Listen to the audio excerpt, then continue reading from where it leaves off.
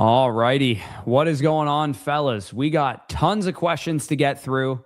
Appreciate your patience. Anybody who's been waiting for longer than 7 days will be getting a free trade question today because we were, of course, out of town on the road to draft our Flock League teams. And we see Donnie in the chat. How do you both feel about your Flock League drafts? Well, without spoiling anything, because the vlog should come out on Friday, tomorrow, I feel great about mine. I feel like it's already been shown that I had the 4 slot, and I feel like a lot of people gal-brained their way out of drafting that pick, drafted their way out of that position. I thought it should have been off the board, so I feel good about my draft. Yeah, and speaking of the 12 hole, if you guys are on the site, you'll know that me and Sammy, let's just say we have a a lot of conviction with a lot of our rankings. So to answer it shortly, you ask us, we are enamored with our team. We cannot wait to win that 100K to take down first place. But unfortunately, a lot of the creators, they're just going to have to be proven wrong. Yeah, I mean, when the last 2 years have worked so well for Danny, drafting with conviction, he decided he wanted a little bit more punishment and drafted with even more conviction this year. I just need a little bit more health because I do like how the takes materialized before the injuries, considering both years 4-1 prior to everything collapsing. Fair enough. All right. So we got a hard out here at 1:30 Eastern. So we are going to try our best to not be FSE and just talk about random nonsense. So stack W's here. In a 12-team full PPR, 2 wide receiver, 2 running back, 2 flex keeper league. In the 11th spot, I have to choose to keep Chase Brown or Loveland on the sleeper platform. Cost. He also has some context here. I can keep Chase Brown for only 1 more year and Loveland for 2 more years. And he said, can keep Chase Brown for a 6th round pick or Loveland for a 9th round pick. You can keep Loveland for a 9th round pick for 2 years. Oh man, that's a tough decision. I don't know. What do you think? I think getting Chase Brown for even just that 1 year as a first round player for a 6th round pick to me is worth it. As much as, you could gal brain your way and going, 2 more years for Loveland. He could be like a 2nd round pick next year and you're getting him for a 9th rounder. I would keep Chase Brown, but that is a close discussion for sure. Yeah. I wanted to remove my bias from it. So I wanted you to go first. Yeah, that's close though. I mean, I'm assuming you would pick Loveland given the 2 years and the 9th round discount. So the way I view it is I have Chase Brown, I believe 13th overall this year. I have Loveland ranked as my 29th overall player. So you're getting about a 16 pick buffer. However, you're getting a cheaper cost to keep and you're getting the extra year to be able to keep. On top of that, I have him ranked at 29 this year. I think by this time next year, it's going to be him and Bowers in the mid-2nd round, and it's going to be a little bit more of a divide. Yeah, I think that's definitely fair. By the way, for those of you guys watching at home, we're going to go through the trade and super messages first. We have, I think, 11 or 12 reviews to get through, so we'll try and be quick here. Another thing, too, if you guys hammer the like button and we get this stream to 100 likes, we will give away a free annual Mother Flocker subscription to somebody. At 25, actually, you know what? At 50 likes, we'll give away 5 trade questions. And at 75 likes, we will give away 2 team reviews. So if you guys want to hammer the like button, I already got you started on my own personal YouTube account. I gave you a freebie. So make sure you go hit the like button and we will give away some questions here. So again, stack W's, I apologize for the long wait, but I did send you a free trade question if you are listening back to this. And we would basically kind of be split on the decision, but Chase Brown generally seems like the decent answer there. Marcelo, I have Gibbs. Is extra wide receiver depth worth trading down? So dog, if you have Gibbs and Bijan, I think I'm just going to hold that in Dynasty. Like, that's just, like, completely unstoppable to me. As much as this is a fair trade, I'm just keeping Gibbs and Bijan. 10 teams start 9. Clearly, if you're asking this, I'm assuming you're probably in a Juggernaut or Thanos situation because you have Gibbs and Bijan, I'm assuming. Yeah, I mean, I can't imagine you'd be anything less than that. Yeah, he's in a Thanos situation here. Like, yeah, no way. I love Carnell Tate, but realistically, the difference that looks like he made the deal. Yeah, and so he got Tate. He's not on his team anymore, so it looks like he got Achane and Carnell Tate in exchange for Bijan Robinson, which again, I think given Probably your fair receiver value, depth, but I understand why you made the deal, but I would have just been like, screw that, dude. I'll trade tight ends for receivers. I'll do whatever I yeah. need to do to keep Bijan and Gibbs on the same dynasty team. So while I think this was a fair trade, I would have held Bijan given your situation. I agree with you, but overall, I can't be too mad about it if you really believe in Devon Achane, and if you're like, well, Carnell Tate a year from now is going to be in like the Malik Neighbors, CeeDee Lamb value of dynasty wide receivers, if that's your take, obviously. Yeah, and again, anybody who's been waiting 7+ days is getting a free trade question today. Yep. And again, we're going to go through the supers and the trade questions first. Noah G. Shelton, two 10-team ESPN league, standard and 1 point per quarterback completion. Best draft spots and strategy for each. Okay, well, this is a pretty complicated question, but he also mentioned in the DMs here, would you rather stack Jamar Chase and Brown or Puka and Kyron? So would you rather have 2 Bengals or 2 Rams essentially, or target running backs like Hampton and Brees instead? This is 1 point per quarterback completion. So you're going to get an insane amount of points from quarterbacks, an insane amount. Like you're like legit a 50-point game from a good quarterback. Bro, most good quarterbacks complete anywhere between 25 to 35 passes a game. Yeah, I mean, the first 15 overall picks should probably all be quarterbacks, realistically, in a format like this.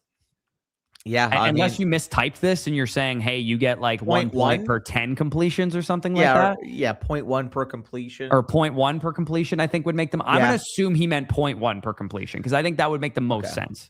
Okay. So if it's 1 point per completion, it's first, second, third, whoever you can get up there and get the best quarterback projections.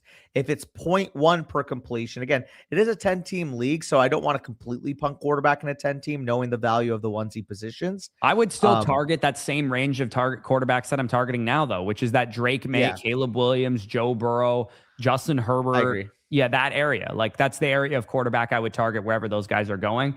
And then also too, the best draft spot, I would say is probably going to remain at a 10-team format, probably near the end of the board where I can double up on running backs and feel like I have some flexibility there. But of course, the 1 and 2 spot are still going to be the best draft slots, as we always say. Also want to say quickly, shout out JT, by the way, making the trip all the way from Florida to come to the meetup. And like he mentions here, 45-hour round trip in the car. So appreciate you, brother. Was a ton of fun being able to meet you, being able to talk some fantasy football. And obviously you guys who weren't at the meetup are going to see what JT already saw with the potential moves that were made at the meetup. Yeah. And that video, I believe, should be out probably on Monday or so of what happened at the meetup. So Scat here has quarterback, RB2, wide receiver 2, tight end 1, etc. Value spots adjusted. So it's a 2 wide receiver, 2 running back, 1 tight end, 1 kicker, 1 defense, 1 flex, 14 spots. So it's a very bog standard format by the sounds of it. Like that's a ESPN default scoring strategy. He said value adjusted. I mean, first of all, Scott, we have draft sheets on the site that can perfectly basically outline your exact rankings based on your specific strategy. And also our rankings are done on the basis of a lot of what you have here. So it's not really going to change much. You can basically just look off our rankings. And that's essentially how I would draft. Yeah, I will say though, the main difference between a 12 and a 14 man is whatever you felt comfortable punting the onesies in a 12 man, punted an extra round in a 14 man, or punted an extra 2 rounds in a 14 man, because those running backs and receivers are irreplaceable. Yeah, absolutely. Especially running back is going to gain a significant amount of value there. Hunter Reed here, he has ESPN standard full PPR. Would 101 Gibbs, then possibly Brown and Kenneth Walker, or 110 possibly take the 101. Brown, Neighbors, Waddle, be a better start. I mean, if you think you can get Neighbors at the 3-4 turn, I would definitely prefer the second half of that. But then you can get Gibbs, Brown, and K-Dub at the 101 turn? Yeah, I mean, Chase Brown, Cook, Neighbors, and Waddle is an insane start, though, too. It is, but I mean, that just tells me that you're probably going to get values all up and down the board. This is just a taco-ass league by the sounds of it, if these are the values you're going to get. If I had to choose, I mean, I'll take Jahmyr Gibbs probably every time. So knowing that you could get A.J. Brown and Kenneth Walker at the turn is probably the decision there. But I like what you've outlined with the other thing. And make sure you're being realistic with this, too. Because if you're just kind of pie in the sky thinking you're going to get those guys at the 3-4 turn, I would say that you probably won't get Malik Neighbors at the 3-4 turn. But yeah, I think it would definitely all depend on what you feel confident that you're going to get. But I'm going to probably take Jahmyr Gibbs anytime I can get the opportunity to. Good morning to all the fellas that were in the chat too. Go big or go home. Absolutely. I guess this is fantasy relevant. Biotish getting hurt. Obviously, Hampton gap runner. I moved It's him down definitely into worrisome. the tier with Kenneth Walker, Saquon Barkley, Derrick Henry, and Drake London. I think that's the appropriate thing to do, Because honestly. there's enough risk there now Yeah. that they're not like the buzz out of Dolphins camp is that Achan's never leaving the field. The buzz out of Raiders camp is that Genty's never leaving the field. That's not the buzz out of Chargers camp right now. As much as I think that Hampton on 70% of the touches or 65% of the touches would probably outscore Genty or Achan on worse offenses on 80% of their team's touches. Sometimes volume's a little bit king there, and you just gotta kind of hope for efficiency out of those players. And I would say that Hampton now enters the conversation that Barkley and Walker have, which is that there's a little bit more question marks than those other guys. Yeah, I completely agree with you. And also, I believe somewhere mid next week is probably where we'll be planning. I will obviously talk about it behind the scenes, but probably mid next week if I were to guess. As far as underdog drafts, you mean? Just the next stream in general. Yeah, I would imagine we'll probably do an underdog stream next week. Mhm. Don't have my first, no more roasting. Downs, maybe wide receiver one in Indy would be 201 likely from annexation. I mean, if you're in a rebuilding setting, I'm fine selling Josh Downs and Caleb Johnson for an early. He said it's probably 201. Like, I mean, I would take the 201 over Josh Downs pretty easily next year. So I'm assuming he probably submitted a Dynasty Decisions live review or 2.0, and we probably roasted him for not having his first. Probably, yeah. I can't remember if I gave him a question already, but if I didn't, I gave him two. So, Hey, if you don't have your first, we will give you the extra question. Yeah, that is correct. Yeah. So I would, knowing that that's going to be 201, I would definitely roll in that range. Hail TM here. Does my team need it? Just not sure. Do I send it? Okay. So, This is Dynasty. yeah. So Kyron, Justin Jefferson for McCaffrey, T. No. Higgins, and Tyler Warren. Jefferson side. Yeah. Jefferson I'm gonna look at how competitive he is here. Jefferson side. I think he could win with this team. He's number 2 in the analyzer. Jefferson. McCaffrey, Warren, and T. Higgins would be a pretty significant upgrade point production wise. I would do this personally. I'd be fine with it. I want Jefferson. I get it. We're split on this decision, Hale, but I would go with the T. Higgins and McCaffrey side, assuming we can't see it on the trade question side of things, but assuming when you sort by contender, you're at least a top 4 team before this move, and you'll probably be a number 1, 2, or 3 after this move. I would say that that's kind of where I'm at with it. Yeah. Also, we will be putting on a show for the Flock League this year. FSC Flock League domination. Dude, Corey, we've talked about it, man. If we do get that all FSC final and Mason's never allowed to talk shit again, that would be unreal. Especially with, I mean, you guys will see what ended up happening to his team. Yes, yeah, we will see what happens. I gave Skyzzle 2 questions because he said in the DMs here that we already had our draft. Can I have this question changed?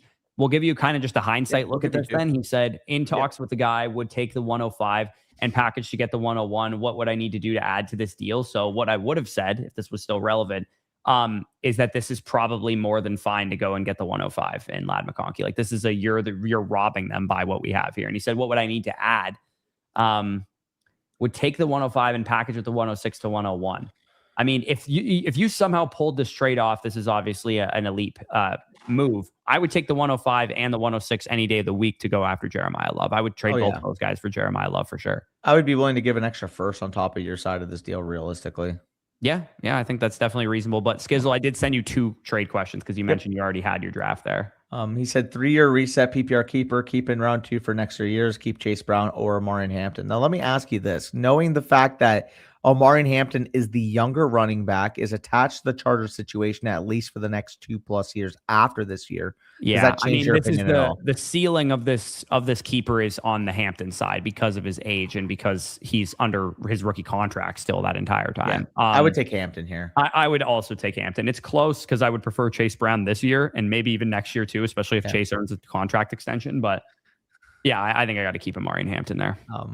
Don't worry, Arthur. I do in fact still have my first 2 picks, and full transparency, I will be making videos throughout the year because I am mentally in a much better state. So there you go.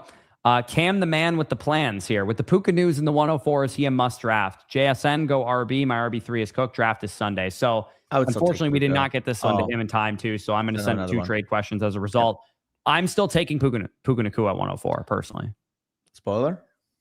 I'm still taking Puka Nakua at 104 is all I said. Read into it like you will, guys. And yeah, again, I really apologize for anybody who didn't get a question answered as fast as they could. We were out of town and we weren't able to get too many streams going with all the Denny's, whatnot, and everything that we did while we were there. But we will hopefully make it up to you guys in extra questions that we send you. The more recent ones should be not an issue. But yeah, we would still be drafting them. JJ 2 to ship. 14-man sleeper dynasty keeper league. Dynasty keeper league. Keep 3. So it's not a dynasty league. It's a keeper of 3. Who do I keep between Chase Brown, Nico Collins, Loveland, Waddle, and Judkins? First 3. He didn't specify if there's... Need to send this in soon. Okay, so I would also keep the first 3. Yeah, that's pretty easy. Assuming the cost is all the same. Yep.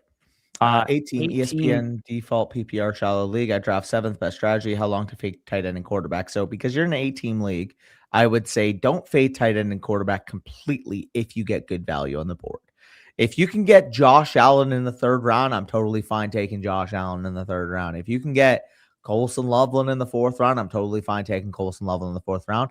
Realistically, being strong at the onesies in an 8-team league from a value over replacement perspective is going to matter a whole lot more. Yeah, I think from the 7 hole, it's probably too early to take Bowers, right? Like you're not going to take Bowers with your second pick, but if you get him with your 3rd pick, I think it makes sense. If you get McBride with your 4th pick or Loveland with your 5th pick, then I would say that those guys are going to make sense for you. I would be more likely to fade quarterback because in an 8-team league, you're going to be able to stream matchups very, very easily. But tight end, I would really prioritize getting one of those top 3 options, like Danny said. Yep. I agree with you there. And Bowers ideally being your 3rd pick would be the best way to go about that because that's, the 20th pick in the draft or so that you're going to have. So I would go in that direction. Again, McBride with your 4th would also make sense. I would also be willing to take McBride with my 3rd pick, to be honest, in this format. Killer Ricks here.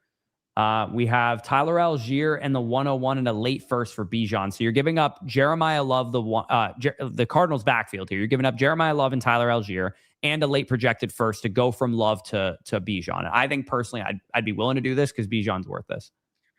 It's a fair deal. If you're in a dominant winning position and you could afford giving up what you feel confident in projecting as the 110 through 112, it just might be irreplaceable to get Bijan Robinson's production this year. If you're in a winning window and you can say, hey, I love Jeremiah Love, but let's be honest with ourselves, he's probably more of a 15, 16 point per game projection this year. Whereas if I make this trade for Bijan and he's a 25 plus point per game scorer, my winning equity grows up dramatically. You think the difference on a week-to-week basis of increasing your projection by 9 points, how much value does that have to you? And I would say about a mid to late first round pick. Yeah, he did say he also wants his 28 first to do this in his counter. And he said, so initially he wanted 101, your 27 first, and your 28 first, and you're countering with Tyler Algier 101 and the late first, which to me, this is the most I would pay. I would not pay a 28 first on top of this. I would not give both ones. Okay, so let's keep rolling here. More trade questions. Kenneth Walker and Marvin Harrison for Chase Brown. Redraft. This is a redraft question. I'd be fine doing this considering, Walker and Chase Brown, not a massive difference, although I am pretty enamored with Chase Brown as far as his redraft projection. But if you need, it's a start 7 though, actually. It's a close deal. This is about exactly even in a start 7 format. If this was a start 9, I would take the Kenneth Walker side, no problem. But in a start 7, where all that matters is your starting lineup, I would say that maybe you want to gear towards Chase Brown side just because it's a shallow format there. So I have Walker ranked a little bit higher than you do. I have Walker as my 15th ranked player, Chase Brown as my 13th ranked player. So because that's where I have them respectively, I would take the Walker side because I almost view it as a free Marv. But if you have a significant difference between Chase Brown and Ken Walker, this is a perfectly fine deal to make either way in a start 7 type of format. Yeah, for sure. So again, I think you could cut this winner either side. I'll cut it to the side of my rankings, which is Kenneth Walker side, but that is really, really close. Mm-hmm. Brett here. Hi, keep 2, half PPR. Actually, he's only been waiting 5 days. We're not going to give him a free question. Half PPR, AJ Brown at 212, Zay Flowers at 501, Parker Washington at 812, Tucker Kraft at 812. I will draft Gibbs 101. So knowing you're already getting Jahmyr Gibbs, I mean, AJ Brown goes at 212, but in a keep 2, it's probably more like the 308 or something that you're probably talking about there. I think I would keep Zay Flowers at 501 personally of these options, because the 5th round in a keep 2, you're talking more like a 6th, mid 6th, early 7th round value for Zay Flowers, who goes in the late 3rd round of fantasy drafts. That feels to me like a better value than the other guys. I am totally fine by this, by the way. I'm totally fine by this. He should have been in the flock league. AJ, if you want an invite to the listener redraft league, we'll send it to you. And Arthur is saying this because Arthur is in the listener redraft league as well, because he beat me in the championship. And that's the rule of the listener redraft league. If you win it, you get to be in the league for another year. Wow. So Arthur unfortunately took me down. Hey, watching that we were the top 3 teams throughout the year, only for like Rashee Rice, for example, to just say, yeah, I'm actually not going to play the last few weeks going into the semifinal. That was devastating. Yeah, definitely not an ideal situation for the lad there. So down to Ferb from Phineas and Ferb lore. Tyler Algier, Jameson Williams, mid to late 2nd, and Nicholas Singleton for Tez Johnson, Travion. I mean, JMO plus the other pieces about equals Travion for me. If you need a running back, I think this is a fair deal, and I'm sure Danny probably even prefers the Henderson side more than me. Yeah, I would slightly prefer the Henderson side, but like you said, realistically, if you need a running back, you make this type of move. It's exactly fair. I think is the best way. He said, "Am I giving away too much here in the DMs?" No, I don't think you're giving away too much here. I like Singleton. I like Algier, but I don't think you're giving away too much. I would prefer a better running back, though. I will say, like, if you can get Breece Hall for this, I would prefer that. Agree with you there. Really buff kitty. Shout out. Travion Henderson, Christian Watson for Jonathan Brooks and Ladd McConkey. So I guess you're deciding here, is the difference between Travion Henderson and Ladd McConkey enough to make up the difference between Jonathan Brooks and Christian Watson, in your opinion? I probably do need to move Jonathan Brooks up a little bit in my Dynasty overall rankings because, you know, I haven't adjusted his overall ranking, even though I did move him up at running back. I would say this is probably a big win for the lad side, because after I move Brooks up to a top 107, 110 player, he'd probably make up the difference here. Yeah, I'm definitely going to have to take another sweep through my Dynasty rankings. Jonathan Brooks is going to be a major riser in those. And I'm sure probably at some point in the early portion of the year, we'll probably do a full rankings update sweep, kind of make a video on it, talk about that, because I did an update of my Dynasty rankings. I just forgot to move Brooks within my overalls. Gotcha. Okay. But yeah, this is about a fair deal there. Yeah. But I would take the Brooks side. Oops, I accidentally just double clicked there. Chef said offer this AM Sunday 2-day timer. So let me double check the DMs here.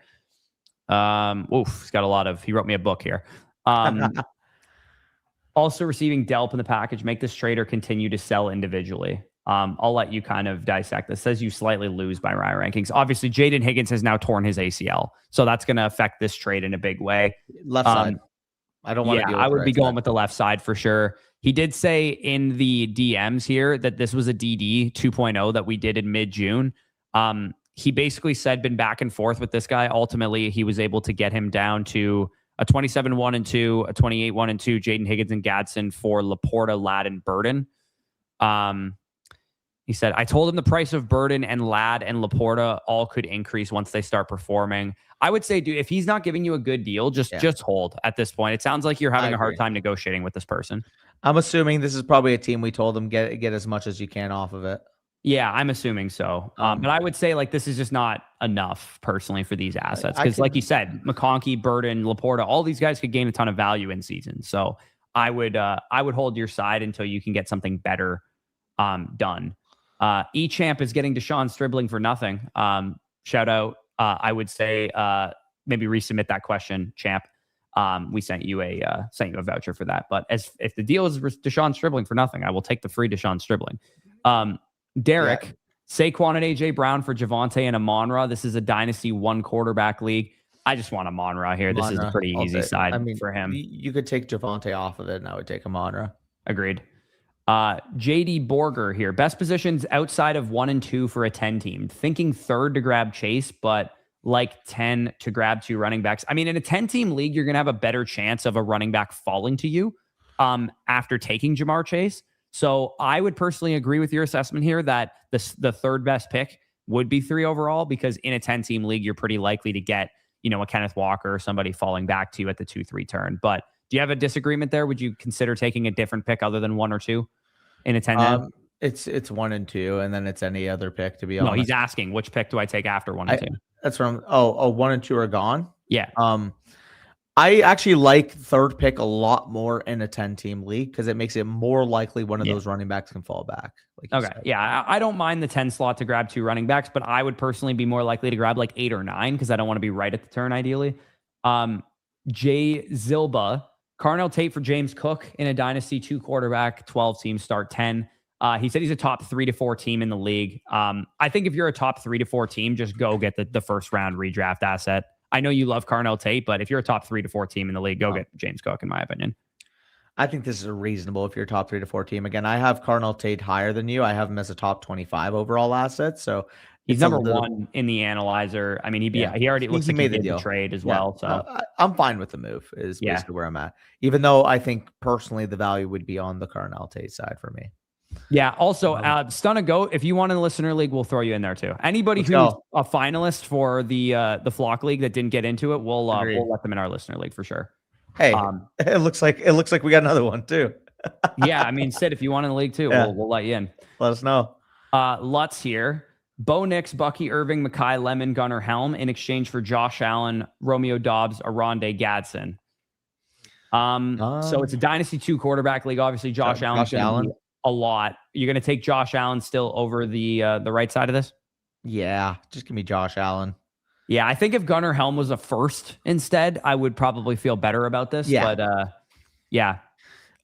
My general rule of thumb is if it's an exact even fair trade for Josh Allen, unless I'm in a significant I have to sell everything type of mode of my team, give me Josh Allen. Like what he does is irreplaceable. You're not getting a quarterback that has the upside to throw 30 touchdowns and rush in 10 to 12 on any given year.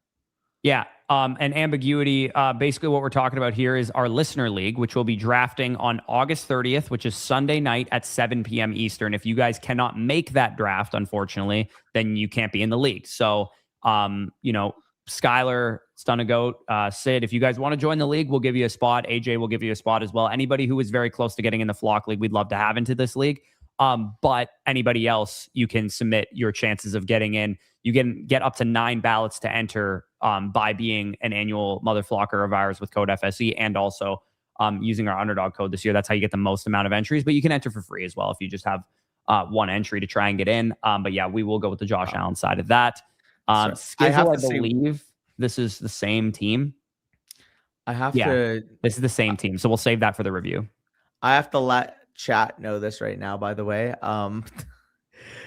The tweets that I'm seeing right now from Giants and Dolphins joint practice with apparently the Giants defense having the Dolphins offense in Alcatraz is making me very fucking nervous for the Dolphins. I mean, did you think that the Dolphins offense was going to be good? No, but if the Giants defense is fucking shoving you in a locker, what is like the Texans going to do to you? Yeah, I mean, the Giants might have a pretty decent defense this year, man. Top 20-ish, yeah. Yeah. Also, again, we have like 24 likes on this stream. It sounds like you guys don't want many free questions. Rookie numbers. Yeah. Again, 50 likes and we'll give away, all up the stakes here. 50 likes, we give away 1 team review. 30 likes and we'll give away 2 trade questions. And then 100 likes, we'll give away a free annual Mother Flocker. But you guys got to hit the like button a little harder than that. Jacob here, half PPR, 10-man, go CD Cook or Genty. Sorry, CD Cook or Cook Genty. I would prefer Cook Genty in a half PPR, but I know Danny is probably going to prefer CD Cook. I would go with CD Cook. Yeah, but in a half PPR, I would prefer Cook Genty. I love Genty, so I'm like I wouldn't be opposed either way. Like I have Genty ranked as my 9th overall player. Let me actually check my half PPR rankings because like I think I still have Lamb higher, but that is a really close. I mean, you question. definitely do. He's your 5th overall player. Let me see how I adjusted it for half PPR. Half PPR, yeah, I have the only difference I have is I have McCaffrey at 5 in half PPR. Yeah. I moved McCaffrey up. All righty. So I believe that is all the trade and super advice, super chats, questions that we have. Actually, sorry, we have one more. Oh, yeah, Skizzles was related to his team review. Okay, we have 15 team reviews, and I have a hard out in about an hour and a half. So we are going to do our absolute best to get through all of these. If we can't get to all of them, the remaining ones, if you guys just want Danny to cover it for you, maybe you could stay on a little bit longer, or we can always just cover it next Friday when we go live again. So So all we'll do is we'll go quickly through the team. We'll give the summary of the 3 decisions, and then we go. Like Yeah. that's how we're gonna have to do it. So fire the Spanos here. You've been waiting 12 days, brother. I'm going to give you a free team review. That's a way too long of a time. So if you have any updates or you want to ask another question, you should have that ability. And anybody, these 2 guys who've been waiting 10 or more days, you guys are getting free team reviews as well, just because unfortunately this was just a long time. Now, resubmit this one. I mean, you're going to need to resubmit this anyways. So Uselic, if you're listening to this, I'm going to hit next on this so you hear this message. We gave you a free team review voucher. Could you please enter your team into the My Teams feature? Let me see, what platform is this? I've never seen that platform. This just looks like Fantasy Pros to me. So, Uselic, if you could resubmit your team, if you're on ESPN, Yahoo, Sleeper, MFL, there should be integrations. Go to the My Teams page, upload your team, and then resubmit it. We sent you a free voucher to do so, and then we'll cover you next time we have it there. They do not expire, by the way. If we give you vouchers, you should have them indefinitely. But TJ and Fire the Spanos have been waiting a while, so we gave you guys free vouchers in the meantime. Dumpster Fire, first one from Fire the Spanos here. This is not a 2.0. This is just a live DD. He doesn't have any specific questions, so we can kind of just look over the team here. In third, he's in third place in the analyzer. He's listed as a strong contender, but his team is very young. I mean, Casey Concepcion, Love, Hampton, Tootin. This is a team that I would consider probably just a prototypical house money if I were in this position, because other than St. Brown and DJ Moore, really, I don't have, and Metcalf too, I guess, you don't really have anybody that's like an in their prime player. So Danny, if I were in this position, I would probably just be looking to shed off any spare parts like Metcalf, like DJ Moore, because most of your team is young. Most of your team is not entered its prime yet. So I would want to punt this one more year. If you can get younger than St. Brown by acquiring a Malik Neighbors, or you can trade down for a Emeka Egbuka in a first, or a Tedero McMillan in a first, or a Carnell Tate in a first, or something like that. That would be the direction I would go with this team, because I don't think you're going to quite win, even though it does say you're a strong contender. And we got to take a look at the Torta Pounder. Oh, God. Look at the Torta Pounder at the bottom.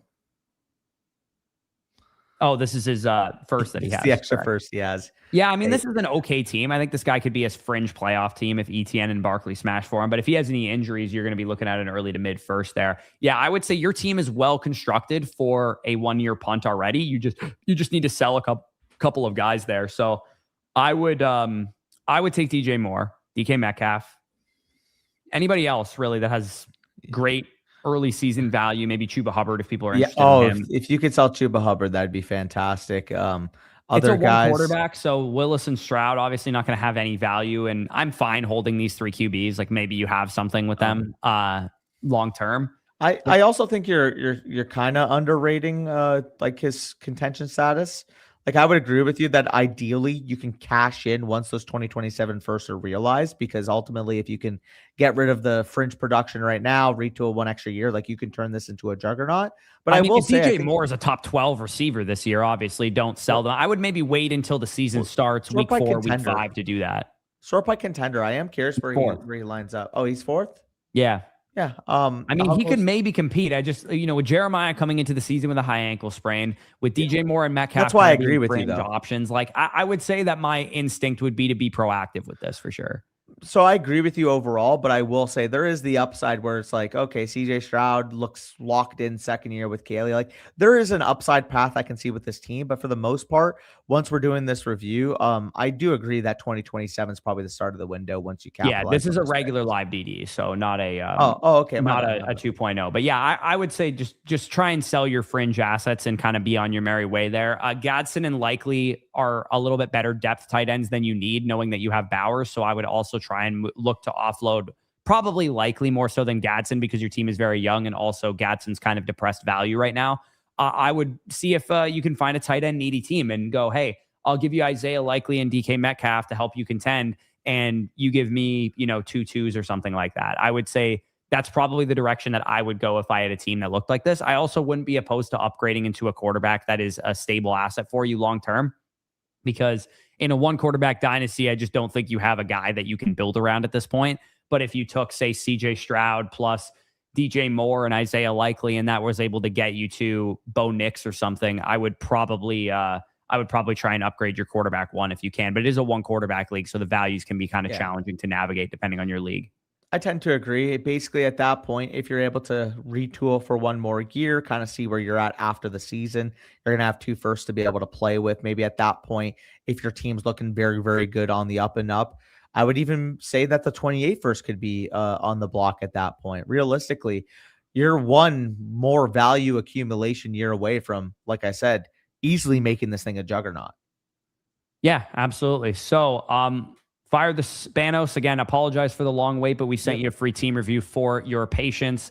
TJ, this is a regular Dynasty Decisions 2.0. Sorry, not a regular Dynasty Decisions 2.0. This is a Dynasty Decisions 2.0. But we did send you a free regular voucher for the long wait that you had. So this one's going to be more your 3 decisions in the window and whatnot. But he is thankfully a juggernaut in this league. So we have a pretty easy starting point. He said he took Loveland at the 303 after starting Robinson and Lamar, and he's kind of regretting it. I mean, I don't think I would regret that. Actually, it should be the opposite. You should be looking at that with a smile on your face and pumping your fist like that. I like that. Yeah, and it sounds like you got Lamar Jackson at the end of the second round as well, which is a pretty good value for him. Getting Tet. So this was a startup? It sounds like it, yeah, based on what he's saying. Okay, so let's address this. You left your startup with a juggernaut, and you're like, oh, I don't know how I feel about that. Brother, go on the My Team's feature, see that you're a juggernaut, see that your team by every position is basically stacked, and realize, man, I came out of this thing with a fucking unit of a squad. Yeah, I mean, receiver is your worst position, and Rice, Wilson, Hunter, QJ, like that's pretty decent production. Like, would I want to have one more guy, like let's say Devontae Adams, that can produce for me, or maybe a Lad McConkey type, who's a little bit more of a both good for the young team and also good for the long term? Yes, I would want one more receiver, but you do have a team that can win the championship right away, in my opinion. And if you really wanted to, I wouldn't be opposed to, going down to one of these purgatory teams and going, dude, you can't compete right now. Yeah, like I would be willing to sell, a 1 and a 2 for maybe Brian Thomas Jr. and Derrick Henry.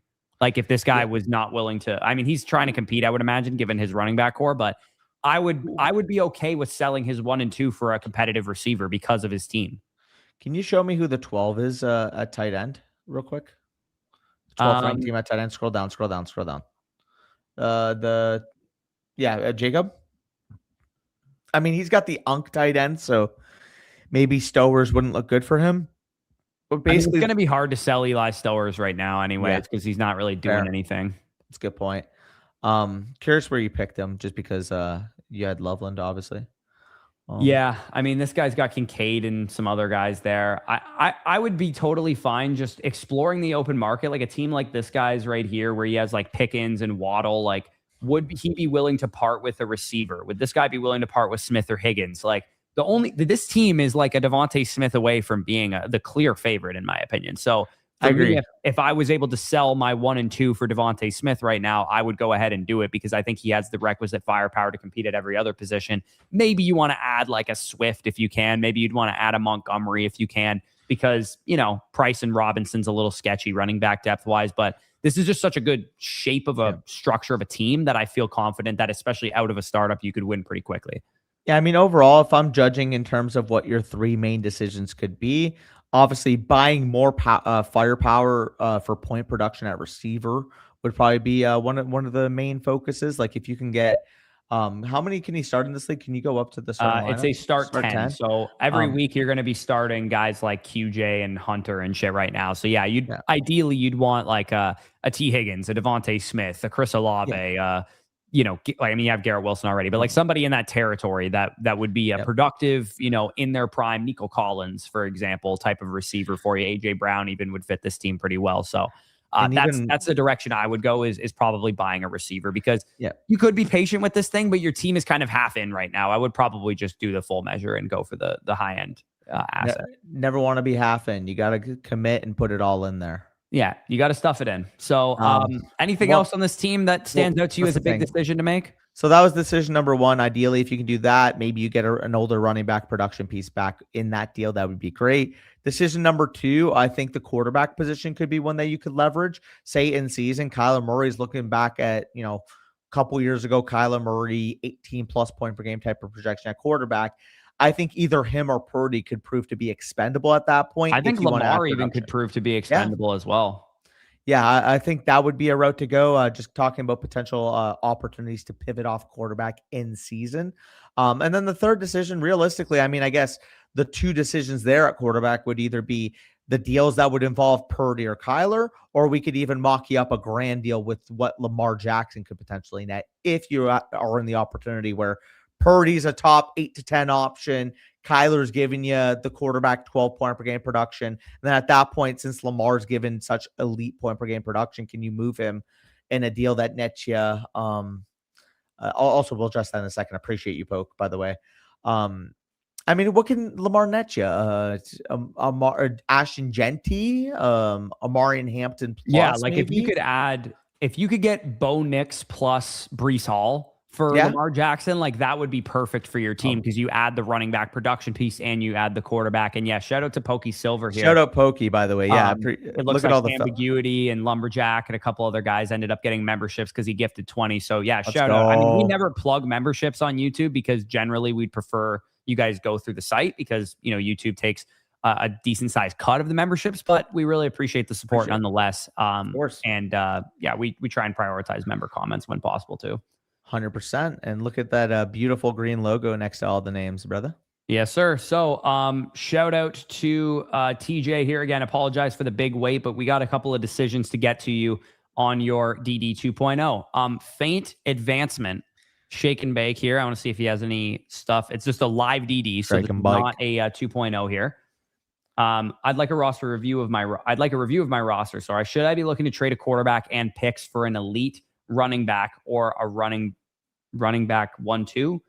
Wait until midseason, go all in, or ride current roster, looking for advice on trading, improved roster, etc. So with Shake and Bake's team here, he's kind of right in the middle of the league at balanced in the contender rankings. He's also at 4th. So that's, he's a top 4 team in contending value. I guess the biggest issue with his team, kind of what he mentions here too, is he doesn't really have a ton of running back production outside of Devon Achane here. Sorry, one thing. I wonder why Mason is asking that. I wonder why Mason's asking that too. So sorry, let's look now. So you mentioned, what was the question? His question basically was, do I go out and look to trade a quarterback and maybe picks for an elite running back if I can? Because he has Herbert, Mahomes, and Prescott. I like that idea. Realistically, I trust Dak Prescott, especially in a contending window, to be able to give you mid to back end quarterback 1 production. You have Herbert, you have Mahomes, assuming that you can get roughly about a top 25 level valuation for them in a super flex startup type of format. At that point, I think if you can pivot Herbert, Mahomes, maybe you have to add a tiny bit to be able to get up to like an Ashton Genty type, especially given the context of your team needing another starting running back in the lineup. That would be the direction I go. Again, we'll take a look at some of the other teams in the league. Yeah, I'm trying to find a team that makes sense. I mean, this guy's team makes the most sense because he could use another quarterback. He's got Genty and Hampton. He has Genty and Hampton. I think this would be the most likely trade partner that you would find. So if you could hypothetically trade him Herbert or Mahomes plus something, if you need to get up to Genty or Hampton, that would make the most sense for you. Because then let's say you give him Herbert plus DJ Moore for Ashton Genty, or Herbert plus DJ Moore and a third or something like that. Just whatever bridges the gap between the values of those guys. Getting Genty or Hampton under that deal would make a lot of sense. Maybe you get him to throw Penix or something on top of it just so you have a third quarterback functional option maybe. But generally speaking, I do think that one of these quarterbacks is expendable 1-for-1, or if you have to add to them to get to a better option. Yeah, that would absolutely be decision number 1, is trying to get something like that This done. guy also makes sense. I mean, Mayfield and Lawrence, not excellent quarterback options. Maybe you could send him Patrick Mahomes plus your first for Baker Mayfield and Jeremiah Love, maybe. Yeah, I think would that maybe would balance out on either side. I think that would definitely make sense. I'd also be willing to, if it was like Lawrence plus McCaffrey for Mahomes plus a first, I would do something like that too. Just kind of experiment. Obviously, that might be a little bit less likely because that guy already moved his first, so looks like he's trying to commit to the win now type of format there. I actually I can't tell if he even has his 28 first. No, it I doesn't guess look like it. 28s But aren't listed. sometimes people who don't have their own firsts are likely to buy other people's firsts. Sometimes they want to bet on their own team and bet on the downfall of other teams. I've seen people take that strategy as well. But yeah, I think you've identified the way that you're going to get a running back, which is to use your quarterbacks and be creative here too, because it doesn't just have to be you trade Mahomes for a running back straight up, or you trade Mahomes plus for a Genty or Hampton straight up. You can also tier down at quarterback and pick up a running back in the process. Somebody gives you, like this guy down here, I was going to go to as an example. He doesn't really have another quarterback, but hypothetically, if he did, you could go like Judkins plus a quarterback to tier down into from a Mahomes or a Herbert, and so on there. So I would say using your quarterbacks is going to make the most sense. If you can pick up a third quarterback on the way back, that would be ideal. Like if someone gives you Tua or Daniel Jones or somebody like that, just to give you a better quarterback depth piece. The challenging thing, though, that I will say is this team isn't like a guaranteed contender. Yes, you're fourth in the analyzer in the contending value, but a large portion of that is coming from your quarterback position, and one of those guys will be on your bench every single week. So if you can't sell the quarterback for, contending running back value and elite young running back value, you might just have to sell the quarterback for pick value if you have no other options. To be fair, I would also argue, though, if you do make a move and get like an Ashton Genty, your running back rank immediately probably vaults from 10 to like 3 or 4, to be honest. Yeah, probably. Yeah, if you're able to pick up a Genty, you're probably a top, 6 team at every one of the fantasy relevant positions there. So yeah, I would be really diligent. Go to every manager, ask them how they like their quarterbacks. Are you interested in Herbert? Are you interested in Mahomes? They could have 2 quarterbacks already that they feel okay with, but like I said, with the Lawrence and Mayfield team or whatever, maybe they're willing to upgrade Mayfield into a Mahomes, into a Herbert, because they feel better about that long term. They don't like the uncertainty of Mayfield, whatever the case may be. So let's recap it here. 3 main decisions to make. Number 1, try to get rid of one of your quarterback values. Get a guy like Genty, get a guy like Hampton. Maybe if you're able to move Herbert or Mahomes, that's in the range of outcomes for you to get. Other decision here, after you've done something like that, because that would be priority number 1 for me. At that point, see what your first, your second this year can get you. I wouldn't be willing to delve into 28 and 29, but I do think this is a team that I'd be willing to move some type of chips into. If you can get like... assuming that the quarterback trade goes through. If everybody tells you they're never trading for a quarterback or something, I would actually probably go in the opposite direction. Agreed. And say that, hey, maybe I would want to shed DJ Moore and AJ Brown off this roster and build for the future, and maybe try and tier down from Herbert or Mahomes to a younger quarterback, trade off of Dak Prescott to a competitive team, whatever the case is. Because if nobody wants the quarterbacks for contending running backs, you could sell Prescott easily, plus AJ Brown, plus DJ Moore for a bunch of picks to a contending team. So leave that context in the DMs. When I do the 2.0, I'm going to be assuming this is not a 2.0. Sorry, I should say. This is not? This was not a 2.0. I mentioned at the beginning of the team. Oh, I thought this was a 2.0. That's why I was going through the whole 3 decisions thing. For yeah, easy. No, when I introed the team, I said this was not a 2.0. Okay, sounds good then. Regardless, so hopefully you got a lot of value from that review. Yep. Neb here also faint. It did not get a trade question for waiting for more than 7 days, so I sent him one there. Pepe Silva here is the name of his team, which is strong contender. He is number 1 probably. No, he's number 7 in contending value. Strong rebuilder at Flipster. So I mean, this is a young team, as you can see. Love, Genty, Achane, Tootin, very good at the running back position. Has a great quarterback core. The only real problem here is now without Tyson for the first 6 games of the season. This is a Dynasty Decisions 2.0 that we're breaking down here. Yep. He does also have an update in the chat that I'll get to in a second. This team is just lacking receiver help right now. It's Flowers and a bunch of guys at this point in time, just from a competitive standpoint, which is why he's number 7 in contending value. But he has built up 2 extra first-round picks in the next 2 years. From Buck Nasty and the Dead Bees. The Dead Bees is all the way down here, and Buck Nasty's all the way down here. So, I mean, you're going to get 2 early to mid-projected ones in each of the next 2 draft classes, because he has both of their ones the next 2 years. Typically, I would see a team like this and think, oh, yeah, I'm ready to win now. But knowing where those picks are projecting, do you not just say, let me go 1 more year without winning?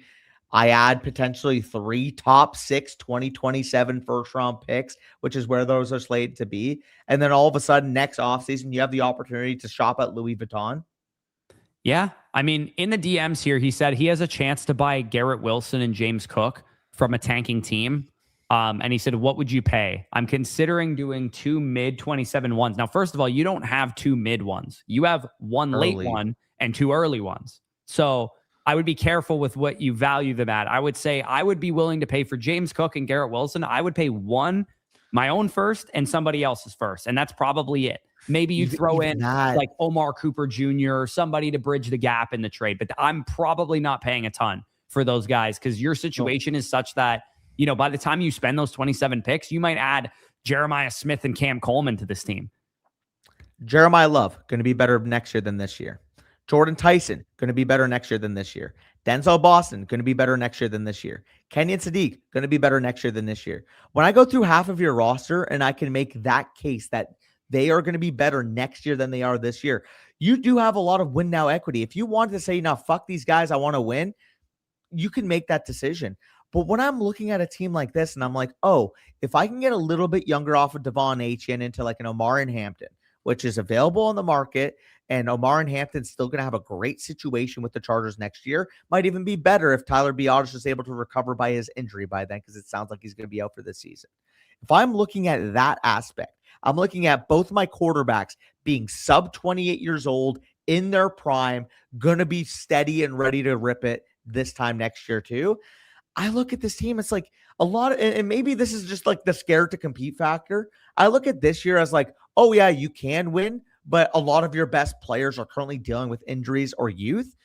Mm-hmm. Next year, you're going to be the locked in, clear cut number one favorite, to the point where I don't want to be moving those early first liquidity. I want to try to cash those in and maybe see this time next year if we can legitimately shop in Louis Vuitton, if we can make a move for Jeremiah Smith, if we can make a move at that point. Maybe you want to take Neighbors or somebody like that. Sadiq has a great second half of the year and you want to move Sadiq in a first to go legitimately shop for, like you said, Malik Neighbors, or at that point, if Carnell Tate has a big rookie year and he's like a top 6 or 7 receiver in rankings, like that's what my long-term goal is with a team like this. And I fully understand, to some people, they'll see a team like this and think, oh, you are a psychopath for even thinking not to try and win this year.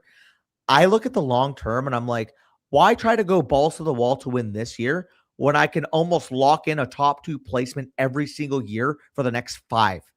Yeah. Unless there's a deal on the table for me to buy an elite stud like a Neighbors or like a true difference-making wide receiver at the top that's still young too. I'm not going to just go buy CeeDee Lamb, Justin Jefferson, or Nico Collins or somebody like that. No. I'd probably want whatever receiver I buy to be 24 years old or younger. So if there's a Chase or a JSN or a Puka or somebody kind of deal out there, you could obviously explore that, but I kind of agree with Danny too. And I think this is a good point by Legit Taco. If you want to sell off some of your hype guys like Jacoby Lane, Denzel Boston, Keenan Allen just signed with the Colts, obviously, like you could sell off some of those spare parts if you really need to as well in a package deal, try and get a high-end piece in return, or more draft capital to use to eventually get a high-end piece in return. So yeah, that's probably what I would do. He also mentioned what he paid for Zay Flowers. He said he paid a mid, first, and second to get Zay. I don't think I would have traded for Zay Flowers in this instance, because now you have Zay Flowers, which is great, but I probably would have just kept the picks like Danny kind of mentioned and made myself a clear top 2 to 3 team over the next 5 years. But I would say paying a mid 1 and 2 is probably generally a fine trade for him, generally speaking. But yeah, I like your thought process, which is that, hey, unless there's going to be an absolute stud available, I'm probably just holding my picks and letting this team become an absolute juggernaut, because your quarterbacks are set, your running backs are set, your tight ends are set, and then some. You just need receiver. And next year is going to have a couple of really high-end receivers at the top of the class. And if you don't want to go after those, you can also just basically trade for Malik Neighbors types. And I just want to say, shout out to Neb. He said he took over this orphan a few years ago, tore it down to the studs, got 101 the last couple of years. Yeah, if you said, hey, I just want to win with this team because I've been tanking long and I want to finally, I understand it. But if you just say, hey, I've already tanked the last 2 101s, so why not try it again? I mean, I don't think your pick's going to get you 101, because I think your team's good enough to not get you in that situation. But sort by contender, like I'm curious, where are those other teams? Are they like literally second and third bottom? The guys that he has, he's got Dead Bees is right here, and then Buck Nasty 06 is right here. I mean, this guy's probably going to have more of a mid first, I would imagine, but yeah, it's also a 10-team league, right? So a mid first is still like 106 or whatever. So yeah, no, I agree. Yeah, I would say generally you're a year away from being an absolute Thanos in this league, and for this being a orphan that you took over is absolutely awesome. And then, like you said, 327 ones, one early, two mid. I think you're underestimating that you might have, potentially more than just one early. And then, high value fringe contender, two strong value teams at the top. This is your decision right here. You outline it. Spend or be patient. That's the decision you have to make. If you're going to get great value on elite assets that are also young, then spend. If you're not going to get value on those guys, then be patient. House money. House money means if you're early in the season, you realize, no, this league is actually winnable. If you want to be proactive, then be proactive. If you're at a point mid-season where you're like, oh, yeah, Jordan Tyson, he's dealing with the hamstring and all these young guys, like I see the upside, but they haven't really fully. If that's the case, if that's the narrative of the team, don't be premature. And also, Corey, you sounded like you found news you didn't like. Yeah, Sam Laporta's got a fucking hip injury. Oh, man. And we took him over Jonathan Brooks. That's tough. I have a lot of Sam Laporta bags, man. A lot. So I need Sam Laporta to be okay. Won't declare if it'll impact him to start regular season. Yikes, dude. That is... Someone commented on the tweet on Underdog's Twitter account, push me to the edge. All my friends are dead. Tough. But that's not good because I have been drafting a crap ton of Sam Laporta. So I don't like that. Same. I'm actually curious. He might actually be one of my highest rostered players, which I don't even have to ask you to know that is indeed the case for you. But I'm curious what my percentage is. Definitely one of my highest drafted players. He is in fact my highest drafted tight end. Really? Ooh. Sorry, third highest behind Jake Ferguson and Kate Otten, but the earliest drafted tight end of somebody who goes in the top 12 of ADP. 19.4% for the lad. That's tough. That's tough. I also have the most amount of dollars invested in Laporta as well. Like I've drafted him on big dogs and shit like that. What's your percentage on him? 19.8. Okay, so I'm only 0.4 less than you. Fuck. But I have like $1,700 invested into him. Fair. Yeah, I don't have quite that much, but still. Yeah, he's a beast, man. They're saying he took a hit and it flared up, so they're letting him rest. Hopefully he's fine come start of the season. I'm hoping this has nothing to do with his back surgery. I'm hoping this is completely unrelated, but J-Mo to the moon indeed. Literally put him in the cryo chamber. Jameson Williams definitely would gain a lot of value if Laporta were to be out for any significant time, but hopefully it is just a minor injury. Jameson Williams, who is also dealing with a shoulder injury. Yeah, it sounds like he's fine though. Sounds like he's fine. He came back to practice, but still. All righty. So we have the next up here. Again, Neb, that was a 2.0, so we'll have all those decisions laid out for you. So what were the three? Let's quickly recap them. Okay, I got an hour, but let's go. Yeah, just so I can. It's easy for me to here were basically: do you go all in, spend money, or be patient? We kind of lean towards the side of be patient. Maybe throw out one decision that's like a go buy Malik Neighbors decision, and then the rest of them are kind of more be patient type of things. That's probably what I would say. Yeah, I would agree there. Realistically, be patient with the picks. I'm probably going to have a section of the decisions. Keep those players and picks that are going to accumulate by this time next year. Caleb, Jeremiah, Genty, Jordan Tyson, Colson Loveland specifically, along with those picks. Second decision would be whoever's popping up in production early portion of this year, whether that's for example, if we go through anybody speak out to you? As much as I love Tootin, if he starts off as like the RB6 in fantasy and you can sell him for that type of price tag, I wouldn't be opposed to selling him. Devon Achane would be an easy pivot in my opinion too, because he's a little bit older as well. But realistically, those two options. And in terms of the third, buy any young player that's either underperforming or hurt potentially in season as a value type of game. Sorry, I'm just listening to what he said here. Okay. Who said? Dan Campbell.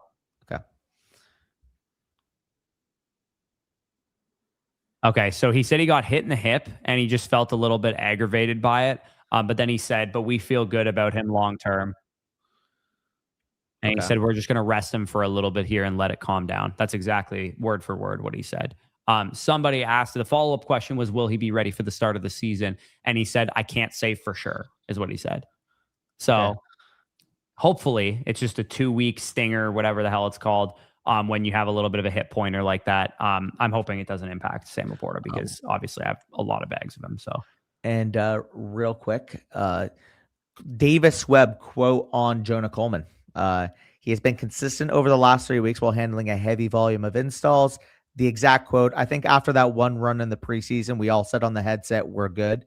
He did what he needed to do. He's been great the last 3 weeks. Just like Sean said, he's been consistent. We've been throwing a lot of installs at him, and he's been great. He's been handling that. And yeah, we're satisfied with that entire room. I thought they all ran really good the other day because the O-line did a good job. It's like, this is a 4th-round fucking rookie pick that they're talking about as a legitimate vet starter on this team right now. That's how the words are coming out.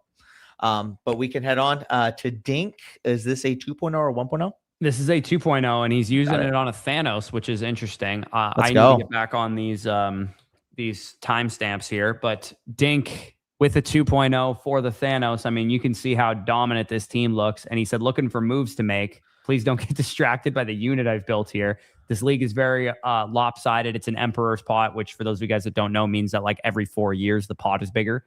Want to compete while young and future. When I have young and future assets, I also struggle to sell $1 to 90 cents when tiering up. So it sounds like people have locked them out of trading with them, which I would do if I were in their situation as well. Basically looking for some examples on what he can do in trades, and keep in mind that his league mates aren't too keen on trading with him. Also struggle to sell $1 to 90 cents when tiering up, proving some examples of these moves. Yeah, I think that makes sense. Drake May, Josh Allen. I mean, you're as set as you can be at quarterback when you have our top 2 players in a startup setting. Not only at the quarterback position overall, we have Josh Allen and Drake May as 1 and 2. I mean, like, we can cut it short. Realistically, you are stacked to the brim. Obviously, the main moves that you're going to be looking for are, can you take your Igbukar or your Tate, and you can get up to like the Lamb, the Jefferson, the legitimate 18+ point per game type of players. Yeah. Obviously, if you can do that, again, you're a Thanos. Don't worry about slightly overpaying. But Tyler Warren's not really necessary on this team, knowing that you have McBride and Kraft already. In the messages, he basically just said, all I'm looking for is some example of alpha trades that guys I can go and get absolute wagons on. So he did mention that this Jake guy is one of the only guys that's willing to deal with him because he's right up there with him in trade talks. And he also said this guy, or who's the guy with Bryce Young here? He said, I'm also working on shipping Kraft some interest in Bryce Young by my biggest competition, JJ, in the league. So this guy apparently is interested in Bryce Young because he doesn't really have a ton of great quarterbacks behind the 2 guys. Look at those 3 receivers. That is the perfect pivot. Exactly. Yeah. So if I were in your position, I would be offering him Bryce Young, Carnell Tate or Emeka Igbukar, and something else. I don't know. Give him Travis Hunter, give him Travis Etienne, like something else to get Jackson 2 and a 3. 2 and a 3, 2 2s, like whatever it costs. Like, and I would be willing to do it for any of those one receiver from this guy, whether it's St. Brown, Lamb, or Jackson Smith and Jigba. That is what I'm looking to do from him. And use one of your young receivers to do it. Use one of your many productive receivers if you have to. T. Higgins, AJ Brown, Jalen Waddle, or maybe one of these other like Tootin, ETN tier running backs if you have to. Like, I'd be totally fine proposing a trade to this guy that starts with Emeka Igbukar, Bryce Young, and my 27 first for Amon-Ra St. Brown or something like that. Like, yes, are you maybe inherently overpaying a tiny bit? Who cares? Sure. Who cares? But who cares? Who cares? Those 3 receivers obviously are going to be big targets. If you're unable to get them and you can get Rashid Rice for a cheaper price, I would still be interested in Rashid Rice. I just wouldn't be willing to give obviously anywhere close to the package that I would for Lamb, St. Brown, or JSN. So that would be decision number 1. If you can make that type of move, get more point equity at receiver, definitely going to be suggesting some packages there for a decision. Decision number 2, if we go back up to his team, let's maybe look at some of the expendable pieces, like just in terms of team. ETN, Higgins, AJ Brown, and Waddle would all be and Warren would all be considered expendable pieces if you needed to package a couple of them together. Consolidate the depth. Can you take? I mean, realistically, can you take Warren plus Higgins and go up for a higher upgrade tier of receiver than Higgins? Can you do that with Tootin plus Waddle? As much as I love both of them, or Tootin plus AJ Brown, whatever the case may be. I actually probably wouldn't move AJ Brown and Waddle because I'm significantly higher on them in terms of their redraft upside this year. It's also a start 10. I should point out that after Genty and Hampton, Tootin and ETN are not like difference-making producers. So as much as it's like, okay, Tate and Igbukar, they stand out as obvious ones. You're going to go up and get a stud receiver. You also could take Warren plus ETN and for go get a stud McCaffrey running back as well. Well, who has McCaffrey? Can you take Warren plus ETN and get McCaffrey? Yeah, I guess Christian McCaffrey would be a good target to go after. Same with given your team situation, Jonathan Taylor. This guy is both. So I mean, He's I all would in though. imagine this guy thinks he's. I mean, he's got Barkley, Henry, Jonathan Taylor, and McCaffrey. He's probably not going to deal any of these guys, but his receivers suck. So if you could take AJ Brown and Tyler Warren and get CMC and Barkley from this guy, like it's. I would definitely explore a trade of that, type, because he might be going, hey, that's actually a good way for me to get a little bit younger. That's a good way for me to pivot my assets, etc. But in my experience, people who build teams like this want their high testosterone running back starts. That would be decision number 2. See if you can make that type of move. Take 2 of your valuable pieces at wide receiver and tight end. Try to get more running back equity. I think that'd be great pivot for your team. Let me see who has like James Cook and Chase Brown as well. So this guy is James Cook and Nico Collins. Like shit, man. This guy's obviously a good team too, so he might not deal with you. But if you can, I just love those guys both just from a redraft standpoint that I would be willing to deal for them. This guy also has a couple of really he might be scared off by the Laporta injury. Yeah, maybe you could intrigue him in Tyler Warren, but like his running back core is also so deep to the point that I think he would be willing to move off of Chase Brown. And if you offered him Emeka Egbuka and a first for Chase Brown and Terry McLaurin and Devontae Adams, like that would give you some producers at wide receiver and also give you a better upgrade at running back 1. So I would say, yeah, upgrading your RB3 and your wide receiver 1 are the 2 biggest kind of, pivot points for me with a team like this. And then also dealing off of one of these tight ends, whether it's McBride. The other thing too is if nobody's going to give you anything for Warren, you could always just sell McBride as well and roll with Warren and Kraft, because yes, is Warren worse from a production standpoint than McBride? Sure. But if using McBride plus a Carnell Tate is going to get you Jamar Chase plus or something like that, I think it's more worthwhile to pivot the point production to your wide receiver slot and just say, hey, I'm going to take the haircut on the tight end points and roll with Warren instead of McBride. So don't be afraid to just get creative with all of these assets. If nobody wants Warren, go to McBride. If nobody wants McBride, go to Kraft. If nobody wants Tate, go to Egbuka. If no one wants Egbuka, go to Higgins, etc. Yeah, I agree with you. But overall, what do you think for a third decision we should mention? My third decision was basically trying to pivot off of the tight end position, whether it's Warren, whether it's McBride, or whether it's Kraft. I think you can use those guys in tandem to potentially to get off of the tight end position depth that you've built up, because you don't need all 3 of those guys for sure. You just need 2 of them. Sounds good. I definitely agree. But overall, I will have you out that 2.0 cent within the next few days. Anybody who has a 2.0 in this video today, we're going to be live next Friday for Dynasty Decisions again. So make sure, we'll make sure, to get you your 2.0 if it was covered for you today by next Friday at the latest. Hopefully we can get it to you before then, but that should be when we get them to you. And anybody who we've covered and who we're about to cover, if there is context that we do not currently have in the submission, feel free to leave them in the DMs, and I will include that context when I do the 2.0. Also, shout out Brock. Ender Mage is out here trying to get these likes up. We need what, 5 more likes for a free team review? Come on, fellas, we need you in here. Absolutely. And 8th overall pick. I may or may not have that in one of my home leagues, as Corey would say. Pick one. No, you don't get 2 home leagues. We've been talking about this for 7 years. Also, Tyreek is not playing this year. I'd put a lot on it. Yeah, probably not. Spencer Riley, tiered PPR. This one also a 2.0. Yep. 0.2 per carry, 6 point per passing touchdowns. He said it's fresh out of a startup. So he went rebuild out of the startup. Jeremiah Love, kind of the only high-end running back that he ends up with. But Coleman, Brooks, Allen, I like the way that he structured the running back core and the team in general. He goes cheap at the tight end position. If you can hit big on a Raritan or a Kozial or a Max Clare, Dulcich, somebody like that, that's going to go a long way for you. Justin Herbert, Jordan Love, and Kyler Murray as the top quarterbacks. For fresh out of a startup and a 6 point per passing touchdown, I like the way that you structured the team. There's certain guys here that I'm like, okay, well, I would probably try and move off of Kyler because I don't totally love him in a 6 point per passing touchdown. But I think fresh out of a startup, you've done a good job. The only thing I wish you had is, an additional first or something like that. As a strong rebuilder, I ideally want to walk out of the startup with more picks than I came in with in the future. Yeah. And when I'm looking at this realistically, I get it. You probably got Puka at a decent value.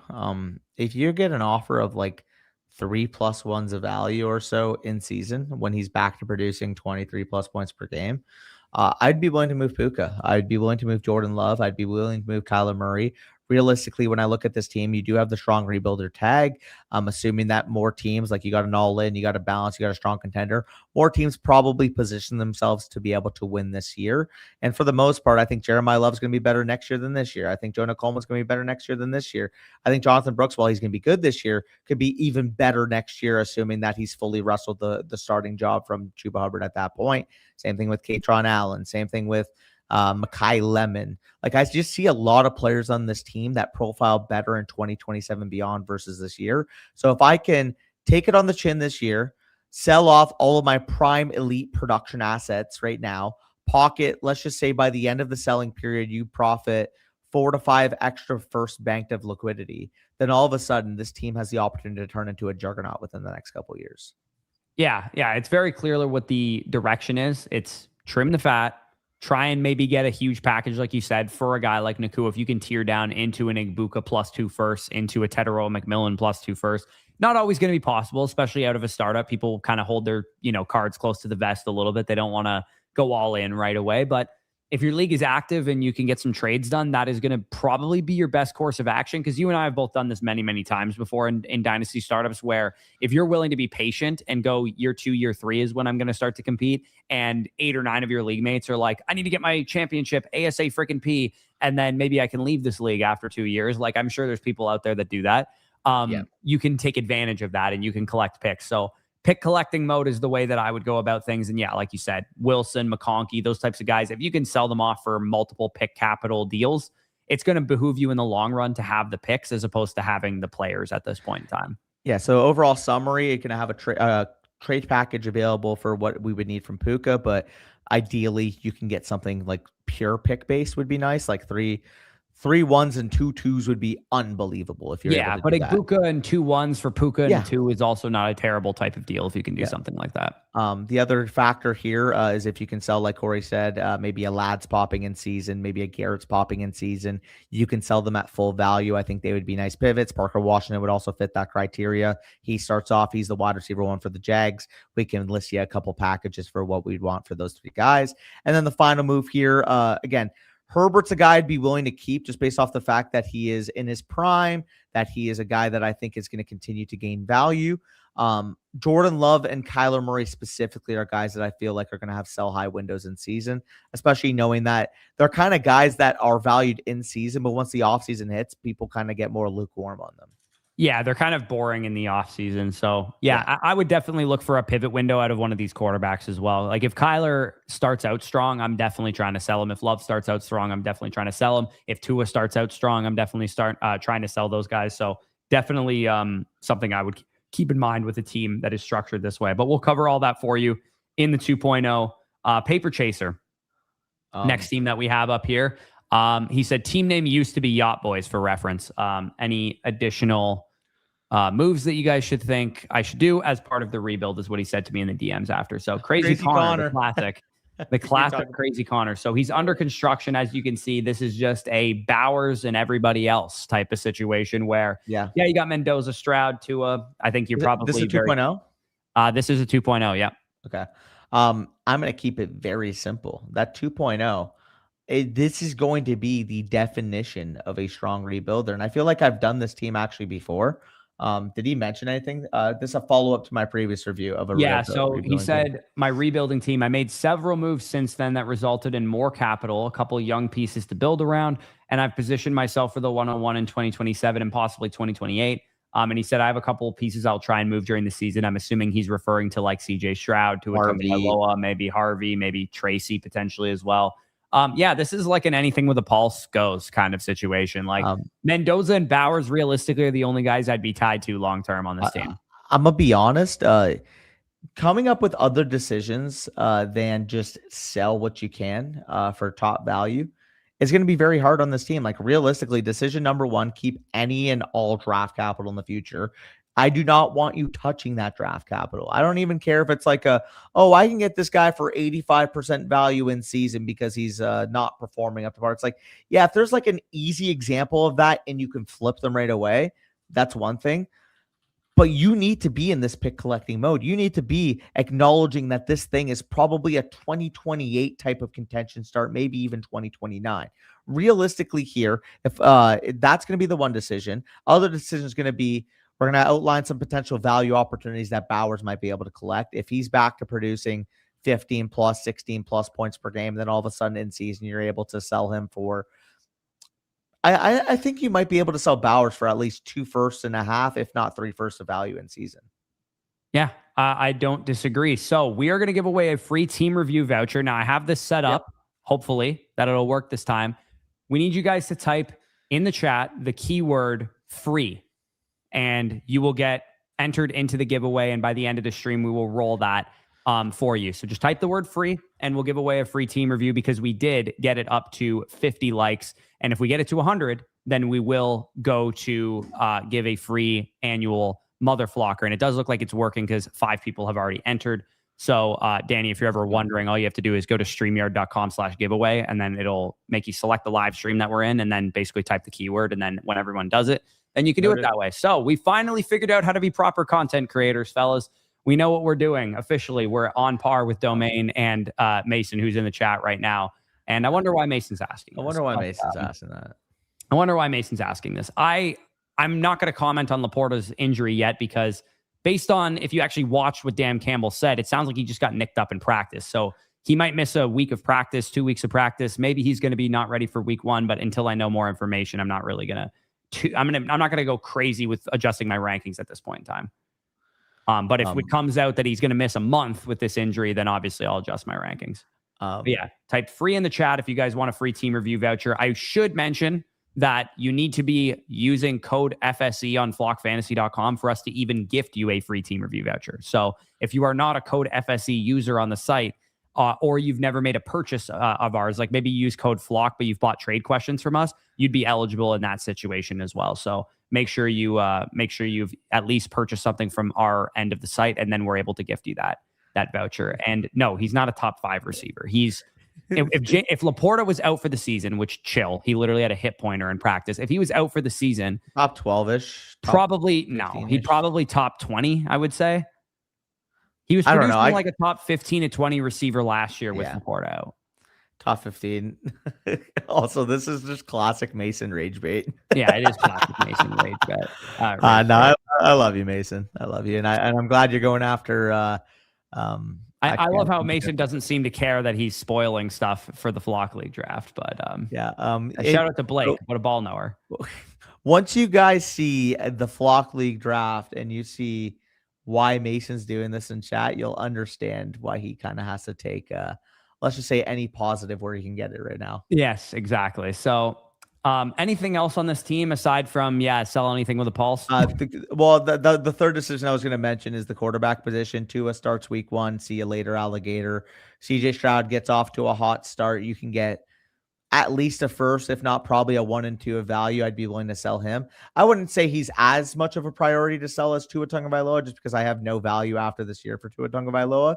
But if you get like an offer you can't refuse for CJ, because he's like the quarterback 13 in points per game across the first 6 weeks, and it looks like he's kind of recapturing that early career type of form, I'd be willing to. And looks like Skylar's coping just like me right now. Dan Campbell has a 90% reliability on Coach Speak Index, so if he says he's not worried about Laporta, odds are we shouldn't be either. And it did sound like he was not worried about him. I already love and respect Danny. He took it to a whole new level with that Danny punishment. Hey man, Danny took his punishment like a champ. We love to see it. My favorite part, by the way, is when I turn that stand up just into a complete therapy session, and then after I'm done, you just look at the camera like, I told him to do that. Yeah, I did tell him to do that. That was fucking hilarious. To be fair, what I was referring to was how you opened the stand-up session, which is you're like, I'm a big guy and I can't eat very many pancakes. That's what I told you to do. I was like, just go out there and talk about being a big guy, because big guy comedy works. Every time I go see a big comedian, they always cook. Hey Mason, you heard that? He told me to do it. Tall glass of copium for this. Dude, I low-key debated naming my Flock League team Copium. Just because 0.92 is epic. I coped for about 17 straight weeks during the regular season. So What's good, Seb? Stand up was the best part. Yeah, dude. The thing, like, it wasn't even like stand up. It was just like Arthur. I booked an appointment with you, and I'm sharing my thoughts on what happened. Yeah, it was basically just Danny yapping the way that he normally does on a live stream. Only many more people were watching it. That's basically what happened. No, probably my favorite one-liner of that entire thing. Danny, big guy for what? Performance or aesthetic? Yeah, that was good. All right, let's keep it rolling here. May Love. Hold on, is this not the right guy? May I love you. Wow. No, I think this is him. I may League love. is notoriously difficult to trade in. Well, you have a Thanos, sir. Looks like you've done a good job trading in that league. I just want to make sure this is the right team, just because he it has says two this team is back-to-back. Drake May for MVP, but it's Drake May or Is this a 1.0 or I May 2.0? Love something is what it says. 1.0 or 2.0? This is a 2.0. I just want to make sure this is the right team. Okay. Drake May for MVP. Let me see what it highlights here. I just want to make sure this is the correct team that we're working with. Just click the lineup. I mean, click he doesn't lineup. have any like clues that would give us an insight to. Oh, I guess lineup. Yeah. Yes, you're right. There you go. I forgot. I always forget about this feature. All right. So yeah, this is the right team. This is also funny, by the way. That is funny. One quarterback. So Drake May, kind of the only guy you need. Jeremiah Love, Judkins, etc. Igbuka, Pickens. I mean, this is a team that could probably compete year one if things break right for you. You also have Warren Uduin, which is 10th. He's down here. You have his first and second this year. And you also, it looks like, have shit ass, which is crazy. And who needs this? So you have this guy's 28-1 as well, which is insane. So, I mean, in addition to the house money, I would say, situation you're going to be in this year, like, we'll see what happens. Am I competitive, et cetera, et cetera. But then you'll also have the chance to just, take over this league come 2028.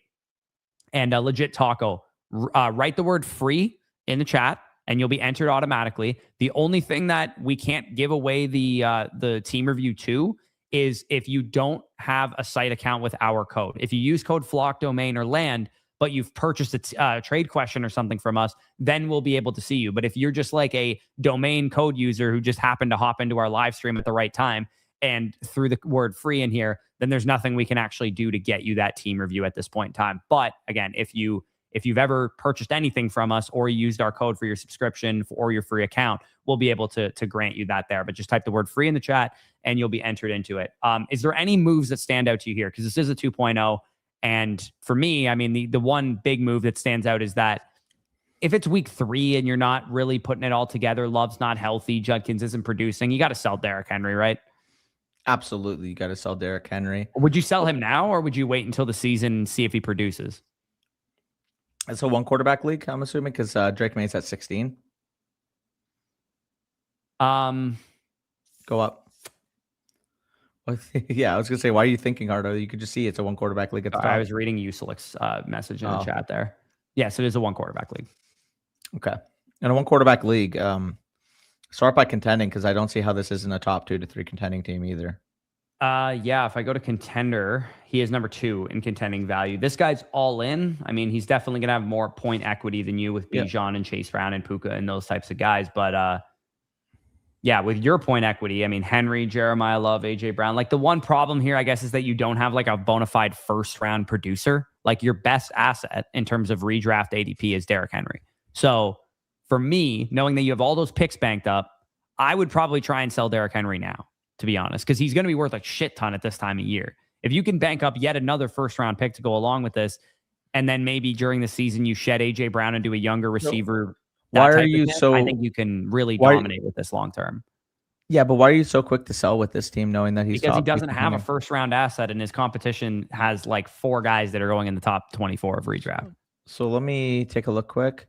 This guy is Gibbs and McCaffrey, but nothing really else. That's what I'm saying. Like, I mean, again, you could. That's why I'm saying if you want to, can you not just pivot? Wait a couple weeks to see what's happening. I'm fine with that too. Can you not also literally? Who has Ashton Genty? Ashton Genty. Okay. Probably would be a little bit tougher. Yeah, this is what I'm saying. Like, this guy's team is also probably going to be about as competitive as his team as well. Omarion Hampton? Who has Omarion? Can you get, I mean, this guy's balanced, but he's coming off a 5-9 year. I mean, fuck, I would even be willing to see if you can get Omarion Hampton and Devon Achane for Jeremiah Love and a piece back. Like, throw him a piece back. I guess, but I just don't see why he would do that if he was in this situation. This guy probably thinks he can win, if I have to guess. Well, that's what I'm saying. It depends if he thinks he can win, because he's got weak quarterbacks. He's coming off a 5-9 record. It really just depends where his headspace is at, in my opinion. I mean, he has 3 guys that are top 24 redraft assets. I would assume this guy thinks he can compete. Yeah, he's also got Mark Andrews and Justin Jolie at tight end, Bo Nix and Sam Darnold as quarterbacks. Well, it's a one quarterback league, so all he needs is Bo Nix. Fair. But even still, that's going to be the 12th best starter in most 12-man leagues. Yeah. I would be prudent and proactive with this thing personally, assuming you aren't out to a hot start. Like, you start your season 2-2, you're 7th in points 4. I would sell AJ Brown and Derrick Henry and turn this thing into a monster, because you have 3 first-round picks this year, or 2 first-round picks and an early second this year. And you're also going to have 3 first-round picks, one of which is probably going to be 101. He doesn't have his own first. That's true. Yeah. That's a good point. I just view it. If you don't have your first the next 2 years, why not? Why not see what you can do? What you could do also is these picks from Run CMC and Warren you do in here are like both projected to be about mid, give or take. Like, they're both, this guy's a purgatory team. I mean, he's got McCaffrey and Gibbs and Brock Bowers and whatnot. Both tight ends. And then this guy's, a balanced team as well, but he has Taylor and Barkley, who are both competitive assets. Like, what you could do is try and sell the 27 capital you have and hold the 28 capital and see what happens this year. And then if things don't go well for you, you shed some production guys mid-season and then retool and rebuild for the 2028 season, sell off AJ Brown and Derrick Henry at that point in time. Yeah, I just full transparency. I'm looking at a team like this thinking like you're 1 or 2 moves away from being able to win. So I would play patient in season. Decision number 1 would be, if you can make a swing on a legitimate number 2 running back long-term, I would be willing to do that. I would be willing to give like Judkins in a first-round pick for Omarion Hampton, hypothetically, if that offer came on the table. Obviously, we looked at the Omarion Hampton team. That team could go both ways. If you just said, hey, listen, I have a mid-first projection plus Judkins, a young stud running back, I'd be willing to do this for Omarion Hampton, and maybe you get, a cheap depth piece added to that. I'd be willing to do something like that. Yeah. Decision number 2. Really quick, I just saw YWL made a trade in Flock Me Sideways. That's obviously relevant to the two of us because me and YWL are all tanking for the first overall pick. And he just shedded Carnell Tate and Cam Ward stack for Jackson Dart, a 1 and a 2 in 2029. He basically paid quite a bit for Jackson Dart in my mind, but I don't think it's a don't look guys trade. I think it's probably fine. It's a fair deal. Yeah. But it does affect you and I personally. I mean, I'm not even able to make a trade with him because he has no fucking picks. I was going to try to see if I can get Carnell Tate in a first for Omarion Hampton and a piece from no, you're not going to be able to do that. Yeah, he just traded all his picks, so he cannot. Yeah, Jordan's deep in there. Well, Arthur, come hit me up if you want Omarion Hampton, brother. Because I would rather you win than the other picks that I have locked up right now, including Jordan, which, by the way, that does kind of suck. Yep. But, okay, what were you going to say? You were to say your second decision is what? Second decision. So we said the running back up tier if you can. Judkins plus a first for Hampton, I'd be willing to do. At that point, you're already set at quarterback. I would say if you can, might not be the best time to sell Laporta, but maybe this is something once he's like listed as healthy, you do. But I will have some Laporta packages listed probably because realistically, when you have Loveland, Laporta is expendable. Maybe you get a cheap tight end back and you're able to, add a significant needle mover at running back or receiver. I'd be willing to do that. And then the final decision I would say realistically is, what do you think is more important? Just keeping that stable of picks or shedding off I guess he doesn't really have a lot of players that he can shed off. Yeah, that's why I said shit. Yeah, the only thing that really makes sense to shed off is Henry and AJ Brown if he wants to shed players off because he just lost Jaden Higgins to a major injury. Mm-hmm. Menengai's banged up right now. That's why I look at this team and I go, yeah, maybe things could compete if you break right. But I personally would be proactive, as I've been saying throughout most of this review. But it could go either way. If you want to wait a month to see how Derrick Henry's performing, how AJ Brown's performing, you could do that. I just look at both of those assets as both quite risky if neither of them are producing, they're going to lose a shit ton of value, and both of them are going in the top 20 overall of ADP. So I would sell them now and just try and get more capital, try and get younger if you can. If you could sell AJ Brown right now for, AJ Brown plus Derrick Henry gets you Tedderall and McMillan in a first or something like that. Like, I would easily just shed that off now so I don't have to worry about it, because I can rebuild my running back core in the long term with the capital that I have here. And I feel like you're pretty set at tight end, quarterback, and running back outside of your depth once you make a move like that. So I would personally be proactive with this team, but you could really go in either direction, like Danny said. Yep. All right, let's keep going here. Mr. Democracy has a second team review here in a row. He had, let me just go back to the chat here. How many more we got after this? 5? We have 6 total, including this one. Okay. So we gotta roll.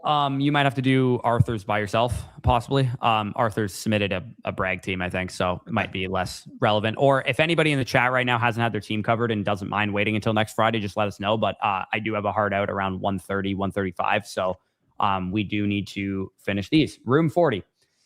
This is the first season of a startup, traded up to the number 1 to get Allen, definitely pushing to contend, but not sure which moves to make, and he needs to upgrade wide receiver too. So one thing I like that you did here is that you didn't sell your capital, even though you're pushing to contend in the startup. That's definitely, good on you for not just going all in during the startup and having no picks. However, you are correct. You don't really have that great of a wide receiver core. Even Tedderall McMillan is your wide receiver 1. Knowing that it's a new startup helps, but I would say that this is probably not like a true contender. Like, somebody in your draft probably took JT and Henry and McCaffrey and guys that are more contending. We do, Corey? We go to sort by who has the worst tight end cores. Who has the worst? Double Trouble? Maybe Double Trouble.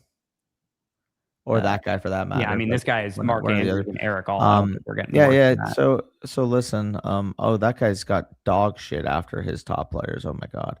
This guy's probably more likely. Jawan's got better projection now that that Tyson's hurt. Would this guy be willing to do Fannin in a deal that gets Javonte? Like, can you get Javonte plus for Fannin? Yeah, I mean, you could also, this guy's collecting picks and Fannon's 21 years old. You could also try and offer him Fannin for contending type of assets, or maybe use Fannin in a package deal to try and get Tate or Genty if you need to. Like, if you need to go Fannin plus a first for Tate, you could probably do that. It might be difficult to get from Randy, but definitely try. Overall, though, if we're looking at this team, can you go back to it? Looking at his squad, I mean, it's going to be challenging to win with this team because, like I said, somebody in this league is going to have, the contending running back type of guys. Like, this guy's Jonathan Taylor, Jefferson, Pickens. Like, he's going to have more point equity than you. This guy has Bijan and Montgomery and AJ Brown. This guy's McCaffrey and James Cook and Puka and shit. Like, just in terms of pure redraft assets, this guy's got 3 guys that are inside of my top 7 overall players. Like, it's going to be very challenging to beat a guy like this with Tedderall McMillan as my top receiver. Yeah, that's why I think getting an anchor receiver 1's got to be first priority. I agree with your statement there. If you can get an anchor receiver 1 and another running back depth piece, and all it costs you is like Harold Fannin in your first round pick, that's definitely something I'd be wanting to do. That's why I said if you can go to maybe the number 10 ranked tight end core has more win now pieces that you can get back in a deal. Yeah. I think to who is number 10? Number 10 tight end core. Yeah, like that guy's all in. If he doesn't have a tight end, maybe you're able to convince him. He's got I mean, you could ship him Laporta or Fannin if he's interested in something like that. I don't know about you, but I'm looking at his team and going, dude, I think there's 4 or 5 guys that are going to have more point equity than you this year. I tend to agree, which is like, I know you mentioned in your thing here that you want to like contend. You're definitely pushing to contend, but I wouldn't go crazy here, dude. I wouldn't sell a bunch of capital to try and get guys. All I'd be willing to do is move my 27 picks. Do not, and I repeat, do not touch your 28 picks. And even still, like 27 picks, just because you said you want to contend and because it is a relatively evenly balanced league. And keep in mind, the team that is listed as all in has already expended its picks, so therefore it can't really make another significant move.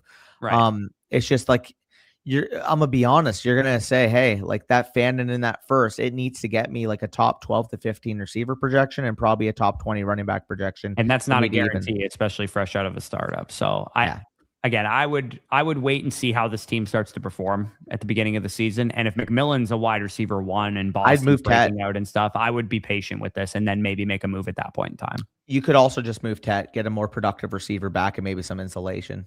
Yeah. If it's possible to do that, I would. But who has Garrett Wilson? I don't want to move him yet because I think it's possible that you could pivot into a rebuild if things aren't going well for you.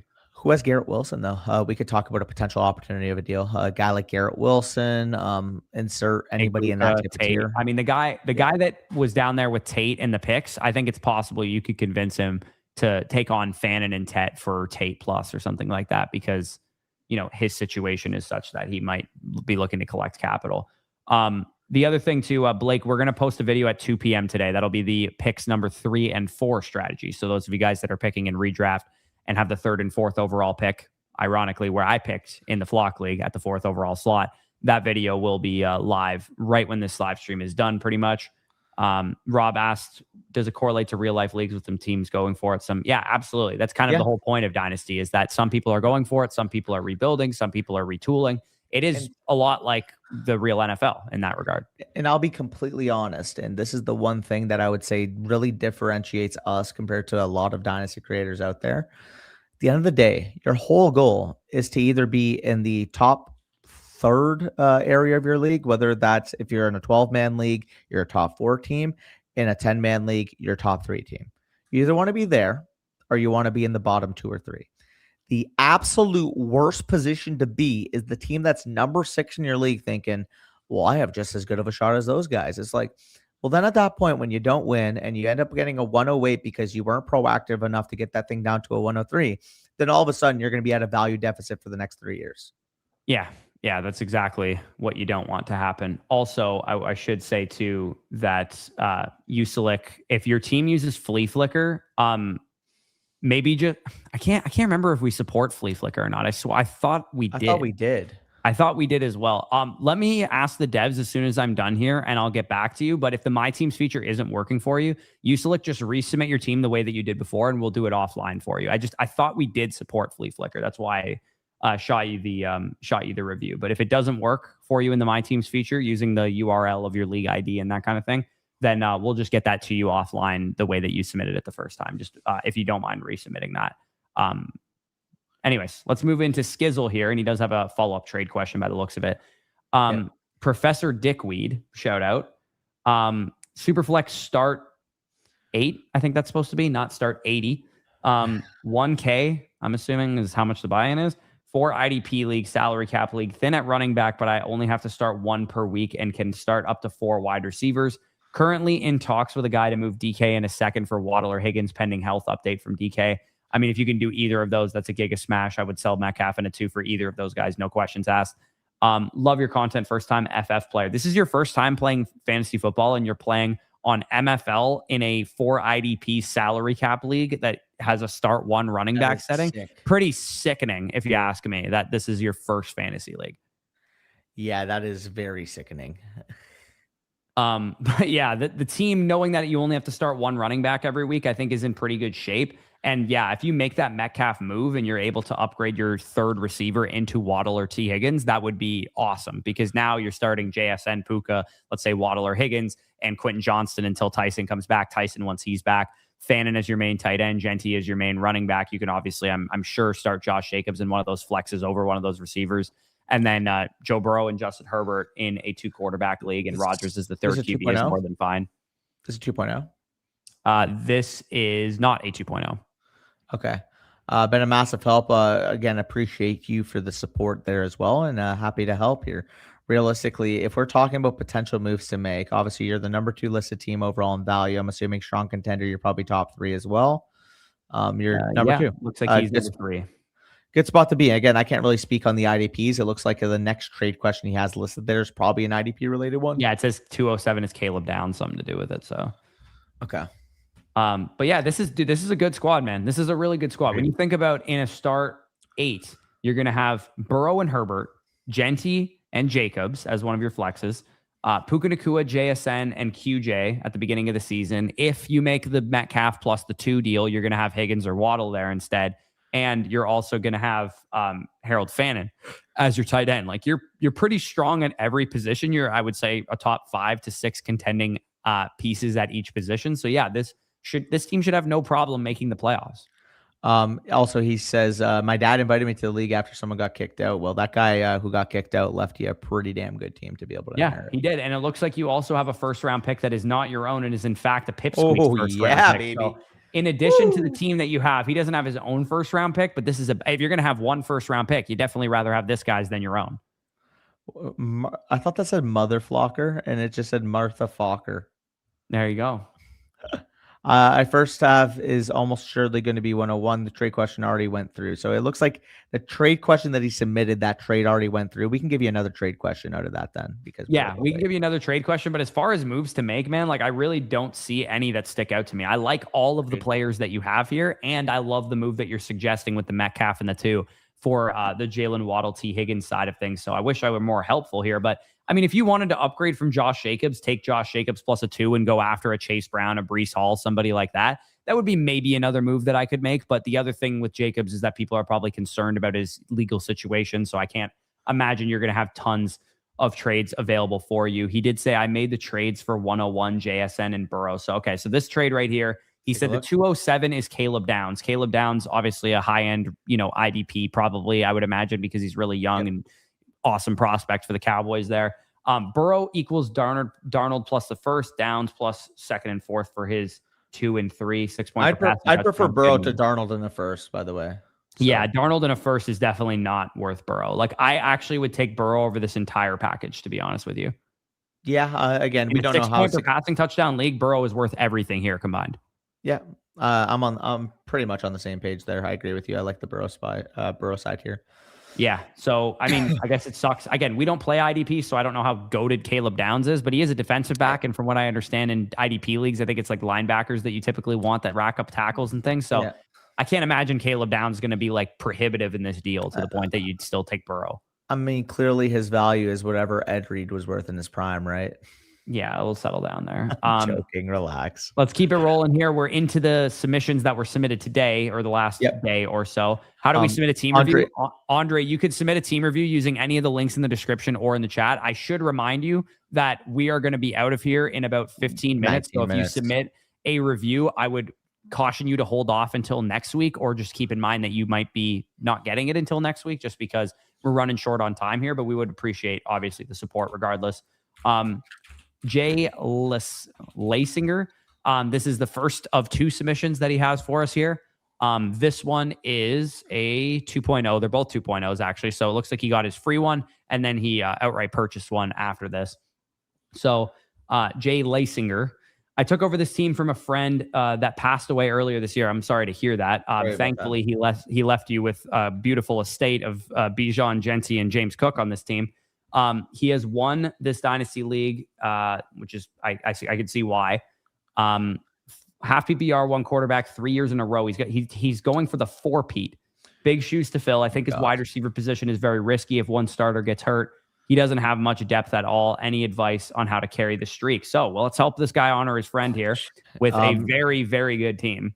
I mean, the first thing that sticks out, and this would be decision number 1, when you have Trey McBride and Tyler Warren, do your due diligence and see if you can get I almost said a godfather for either of those tight ends. Maybe you can get a piece like a Jawan Johnson, or in this case, like a Mark Andrews, or whoever back as a Flowers would fit your team very well if you can use Warren to get up to either of those guys. Like, would you take Odunze straight up for Warren? Because I probably would, to be honest, in his situation. I would aim for Ladderze, but I think that's probably about fair. Yeah, exactly. So, I mean, the easy decision here, like you said, is to take Tyler Warren and try and move into a wide receiver producer. The other easy decision that sticks out to me, too, is that you have a 1 and 2 twos. I'm also comfortable going up and grabbing as good of a receiver as a 1 and 2 twos can get me on the open market. If you can get Drake London for a 1 and 2 twos, obviously that would be a smash. You probably won't get that in most cases. If you can even get Garrett Wilson or Chris Olave or Nico Collins or somebody like that, that's going to really help buoy this team back up to a top contender, because in a start 9 league, I mean, Daniels, Prescott, Bijan, Genti, Cook, St. seems Brown, loaded. Pickens, Higgins, McBride, those guys are all going to be in your lineup each and every week. And in a non-tight end premium, you ideally want to be starting a wide receiver or running back in that final flex position, which is why Warren makes sense as a player to move off of. Yeah, I agree. Does suck that you lose a Pearsall right before the season because obviously A, he lost value, and B, could have really contributed to that depth. I mean, hell, you can even extend that to Jaden Higgins. Like both those guys being lost for the season obviously really hurts your depth in terms of being able to compete in this league. But at the same time, we'll see what ends up happening with Cyrus Allen. I think with Ryan Flournoy, you have double contingent upside with both those Cowboys receivers, either Pickens or Lamb missed time. At least you have a guy that can plug into your lineup. Obviously, for your case, if Pickens is out, wouldn't be ideal, but I would say Flournoy is one of the few wide receiver handcuffs that actually exist out there. Caleb Douglas, I was just gonna say Caleb Douglas also sounds like he's been really good at Dolphins camp, so who knows? Maybe he can develop into something too. Yeah, absolutely. And one thing I want to quickly remind you guys, if you want a free team review, we are giving away one at the end of the stream. Comment free in the chat. The only thing you need to do to enter is like the stream, comment free, and make sure you've been in the Flock Fantasy system with our promo code before. So if you're a code domain land or Flock user, you would have just needed to have used a team review or a trade question from us. Or of course, if you're just a code FSE user, either on a free trial or, a mother flocker or whatever, comment free in the chat and we will roll that giveaway in about 10 minutes. Shakir apparently left practice today too, by the way. He's dealing with an injury. Well, at least one of my tight end bags is going to gain value then because I have a ton of Dalton Kincaid. Yep. But anything else in this deal that you would really kind of outline? Because for me, I mean, in the 2.0, you're going to outline exactly the decisions of going after a wide receiver for, pivoting off of Warren. Anything that stands out to you, any other portion of the board? Because I think Aller and Brissett are more than fine at 3 and 4. I think the depth that they has at running back are fine guys. Coleman, Algier, Marks, those are good bench pieces. I mean, realistically, your 3 decisions to me are pretty clear. Moving Warren, like you said, or McBride for that matter, either tight end for a big package would be great. Going out, maybe at that point, you have your first, you have your 2 seconds. If you need to replenish the wide receiver depth, I think that's where I'd be allocating my capital, knowing that you're top 5 at quarterback, number 1 at both tight end and running back. And I honestly just think it's very simple, but this is a juggernaut team. I don't want you to be overthinking it. It doesn't really matter what you get offered for Jaden Daniels, for Bijan, for Genty, for Amon or St. Brown, for the second of the tight ends that you don't move. I think those guys are your needle movers. I think those guys are your cornerstone players. And at that point, there's just, unless I'm getting offered like 30 to 50% surplus of value, there's really not a range of outcome where I'm trading a Bijan Robinson off of a team like this. No, absolutely not. So let's roll into the next team that we have here. Also from JLeisinger. Yeah, same purchaser. He did submit a DD 2.0, outright purchased it. So appreciate the support doubly, obviously, because he used his annual Mother Flocker voucher, which, of course, if you guys want a Dynasty Decisions 2.0, the quickest way to get one is by redeeming your voucher. You guys get a DD 2.0. It looks like this. You get 3 decisions. You get your starting lineup analyzed, and you also get basically your whole team in a snapshot that you can track for future time periods there. Dynasty Superflex half PPR. So again, another very, very good team here. It looks like his buddy's name was, I'm assuming, Bryce. I came up just short last season on the championship. What are your thoughts on my team and any advice moves I should be making to take my team over the top? I have tried to keep youth on my side in thoughts of trying to build a winning team for a long time. Wrong or right? I mean, this team's obviously ready to win. Loaded. If you like, this is a loaded squad. Loaded. Like we're just looking at the overall value of this team on top of the contending value. Herbert, Mahomes, mix, Knicks. You're gonna have two of those guys at minimum every week give you top 10 to 12 level production. Running backs. I mean, do we even have to explain more? You go, was that 6 deep of guys or 5 deep? I mean, of guys? this is a pretty simple path for me. Like, I'm cool consolidating on a team like this. Like, if you can take Travis Etienne plus Garrett Wilson and go up and get Drake London on a team like this, that's kind of the types of moves I'd be looking for, because in a start 10, like, you're already going to have 2 or 3 really good projections on the bench every single week, like, given how deep the team that you have here is. That'd be a decision number 1. Obviously, in a 10-team start 10, you have more affordability to be able to make that type of move.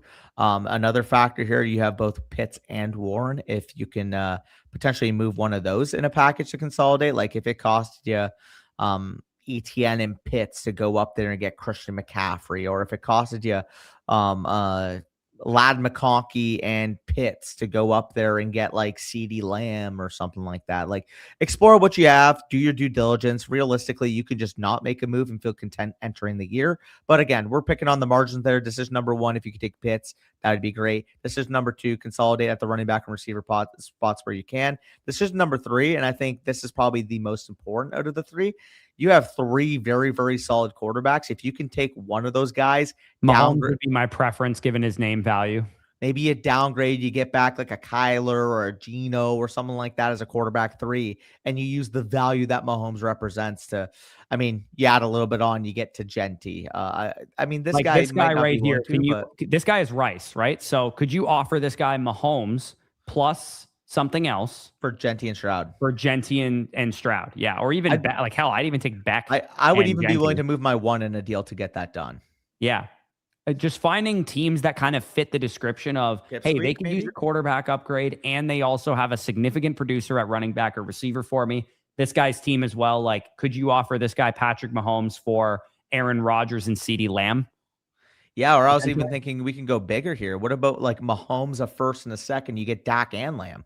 Maybe. Yeah, that's definitely something you could go out and do. So yeah, we're just spitballing a couple of trades here. Obviously, here. In back-to-back teams, you've been number one in the analyzer. So I feel pretty confident that you know what you're doing. Or in this case, if you took over your buddy's team again, he knows what he's doing and you need to carry on the legacy there. So definitely keep it rolling because you're in really, really good shape here. And we will roll this giveaway in about 2 minutes. I just want to make sure that we get it done before I end up leaving. We have minus 10 minutes till your hard cut off, by the way. Yeah, I have 1:35 p.m. is my hard cut off. So we're hopefully going to get to these last couple. You only need to comment free once, by the way, just FYI. Only comment it once. It's only going to pick it up once anyway. So you can comment it 40 times. You're going to be entered one time. Logan here, the next team that we have, Logan football team, number 4 in the analyzer. Josh Allen, Bo Nix, Marion Hampton, Puka Nacua, Flowers, etc. If I pull up on the side, this is in fact a Dynasty Decisions 2.0. His comments were about half the teams are totally uninterested in trading. Them. Yeah. Let's look at that team. Like, let's just roster bait it for a second. Like, this looks like a team that I would. Yeah, this is the unit. Yeah, I understand why teams are unwilling to make moves. He also says, "I'm scared of Thanos." I do not blame you for being scared of Thanos. I love how he wrote that in the comment, by the way. Yeah, I love how, too, like, he said everyone's uninterested in trading. I would assume that a lot of people have just given up on this league in general because they just assume this guy's going to win the league for the next 3 to 4 years. I came in during the 2020 season when the previous owner was kicked out for collusion. That's not a good sign either.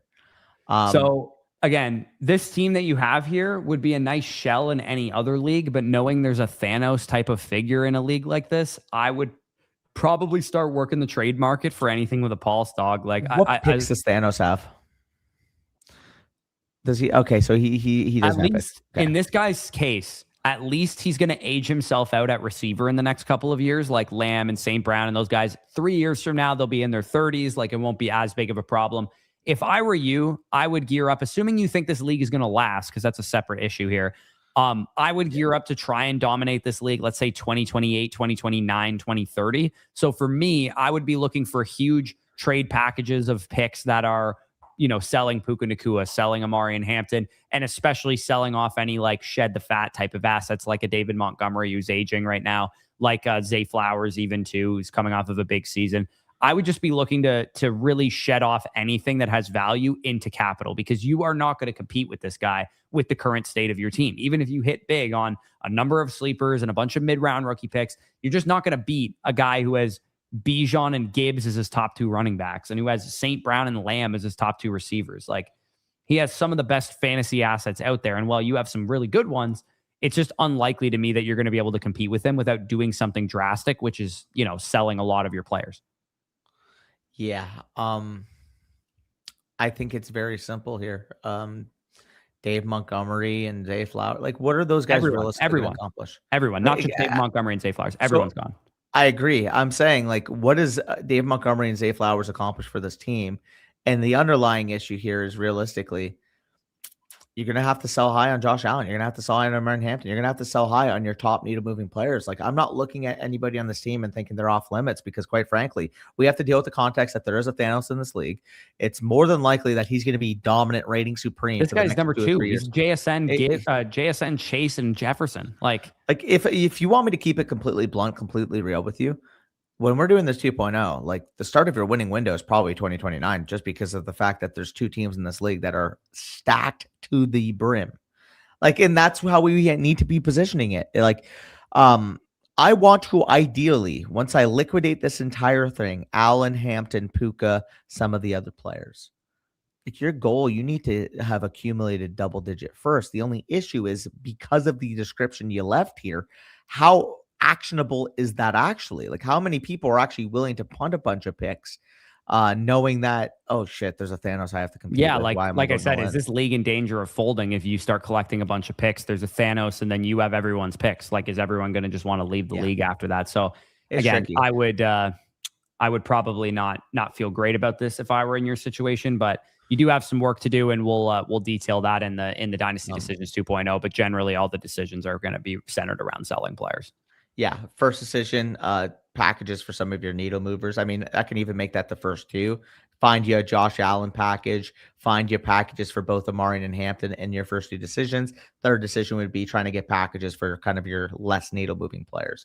If you leave this thing, again, like I said, 10 plus first accumulated, you're only realistically rostering the cheapy type of assets on this team. Like, we need to stop thinking about this as, oh, we can flip this around in 1 year. We need to start thinking this as, oh, how do I make it so that my value can at least be close to the juggernaut and to the Thanos by 2029? Yep. And we will quickly roll the giveaway here. I've never used the StreamYard giveaway tool, so I'm going to just do it here. Hopefully it just goes like a wheel spin. So I just hit draw and it spins it. And it looks like the free team review will be going to Nick N123. Nick N123, I see you right here in the chat. What is your Flock Fantasy username? And we will send you your free team review. Again, I need to remind you that you need to be a code FSE user. So you need to have a account who signed up with code FSE and or have purchased something from us, whether it's a trade question review, because otherwise on our end of things, we cannot see your username. But Nickel Pickle is your username. Let me type that in and make sure it shows up. Otherwise, we will have to re-roll the giveaway, but I think I've seen you before, so I think we should be fine. Yeah, all right. So Nickel Pickle, enjoy your free team review, and shout out to us for learning how to be content creators and actually know how to do a proper giveaway. I have a season pass and forgot to use FSE. Well, unfortunately, that helps us in no way, shape, or form, but we hope you enjoy the season pass anyways. Yep. Also, FSE Slappy is a hilarious fucking name that Arthur has for his team. Okay, so we only got a few minutes here. Let me just quickly answer Sir MGM's thing here. Rebuilding 4 firsts and 9 seconds in 27 and 28. Hold the seconds, trade up, or buy young players. What's the context of the team? Yeah, rebuilding. Sir MGM, brother. We don't know what your team is. It's just rebuilding. So just if you're rebuilding, why even fuck? Yeah, you can get Jonathan Brooks for a fucking 2 right now. Sure, you can buy a young player that you think is going to gain value by week 7, week 8 right now. You want to spend a couple of those 2s. I don't mind it, but you have to just acknowledge the fact that if you're rebuilding, a 2 is going to be so better for you because of multiple factors. A, it's not going to lose value. B, it's not going to accumulate points. And in a rebuilding window, you don't want to be accumulating points or losing value. And you probably want to be you want assets that are going to gain value, which is exactly what picks are going to do in that situation. So yeah, I would personally hold the picks. Again, if there's some player you're enamored with, Danny used the example there of Jonathan Brooks, and you can get him for a singular 2, I would maybe do that once. Otherwise, I'm holding all the picks. If there's one guy that you're like, I know this guy's going to be worth multiple firsts one day, go nuts. But I would say otherwise, just probably hold. Anyways. Also, really cool idea, by the way. And he also says, so 3 fan teams per Flock League channel.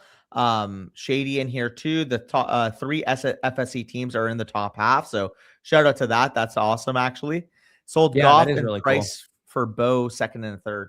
I don't want to toot our own horn here for a second though, but knowing that there's a bunch of Flock League creator guys in here, and one of our own is at number 1 in the analyzer. We're analyzer slappies. We live and die by the analyzer. So Shout out to Arthur for building up a wagon This of is awesome. quarterbacks Oh and my draft God. capital. It's not shocking to me that in a domain, land, and flock The people want to community compete. league here, you're just collecting picks. I would imagine that's going to be what you and I would do if we were in a similar situation as well. Dude, But this that is is like my really type funny of to me. roster bait, by the way. This is my type of roster bait where it's like, oh yeah, you know what? I'm going to show you. No running backs, no receivers. Going to grab the tight end I believe in. Going to grab quarterbacks I believe in. Let's bank up pick liquidity. And I can tell Corey's probably got an out within 2 minutes. Yeah, I got to go in 2 minutes. Really quick, I'll give some comments on this, and then you can close out the live stream Yeah. and give any other comments. This is 2.0. This is, let me take a look really quick. Sorry, I clicked away from the screen.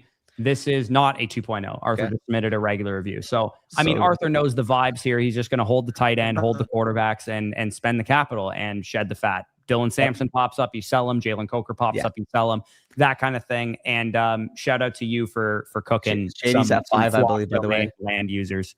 I believe that's Shady at 5, by the way, judging from the Steelers logo. Yeah, that is Shady at 5, and he's built up a pretty decent looking young team himself. So it looks like the strong rebuilder is this dining guy maybe in our community as well. It wouldn't shock me if the 3 strong rebuilders in this league were all FSU slappies. So I need to head out of here. If you want to close this out here, appreciate you guys for tuning in. Nick, congrats on your free team review. And we'll be sure next stream when we do underdog stuff, we'll be sure to reward free season passes and so on. So make sure you guys tune in for that. I am going to hop out of here, and Danny will take us home. Yeah, very quick finisher. Realistically, I think we mentioned what we needed to, but Loveland at 211. I mean, you guys know my thoughts. Realistically, I think, and Corey was sharing his sharing his screen, so that's not ideal that he just left. I guess I could pull it up on my end and just do this. Whatever, we'll do it like this, a little makeshift. I'll give you guys the rest give you the rest of the review on here. But basically, very simple. Obviously, running backs, receivers, completely outlined there. Sampson, Vidal, Tucker, etc., Coker, etc. Whoever has a sell window, be able to sell. Naylor starts popping up in the Raiders offense, be able to sell. Christian Kirk has some relevance in the 49ers because everybody else is getting zapped by the substation. You're going to sell. Outside of that, tight end, Loveland. Obviously, you know my thoughts. Tight end, or took him at 211. That's exactly where I have him ranked. I think this is going to be a guy that we talk about for the next 5 to 10 years as legitimately him and Bowers being a tier above any other tight end in the league. Spoiler alert, you'll see where that reflected in the Flock League draft. All these quarterbacks we believe in: Lawrence, Bo Nick, Stroud. Obviously, if you have a sell window on one of these guys because somebody's willing to, pay you 1.2 to 1.4x value because they're popping in season, you're able to do something like that. If not, no problem at all.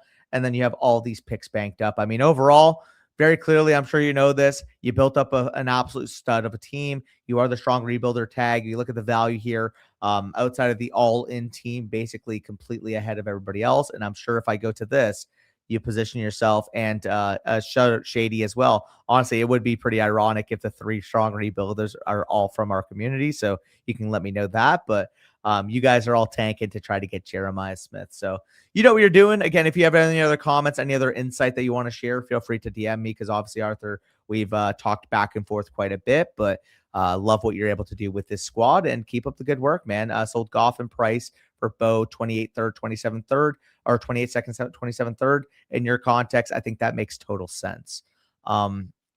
But should I expect to get in return for Algier, Arizona? I would say he's probably about a mid to late second of value. I wouldn't want to sell him for a third, but if I get offered any type of 2, I'd be willing to sell, knowing that Jeremiah Love is there.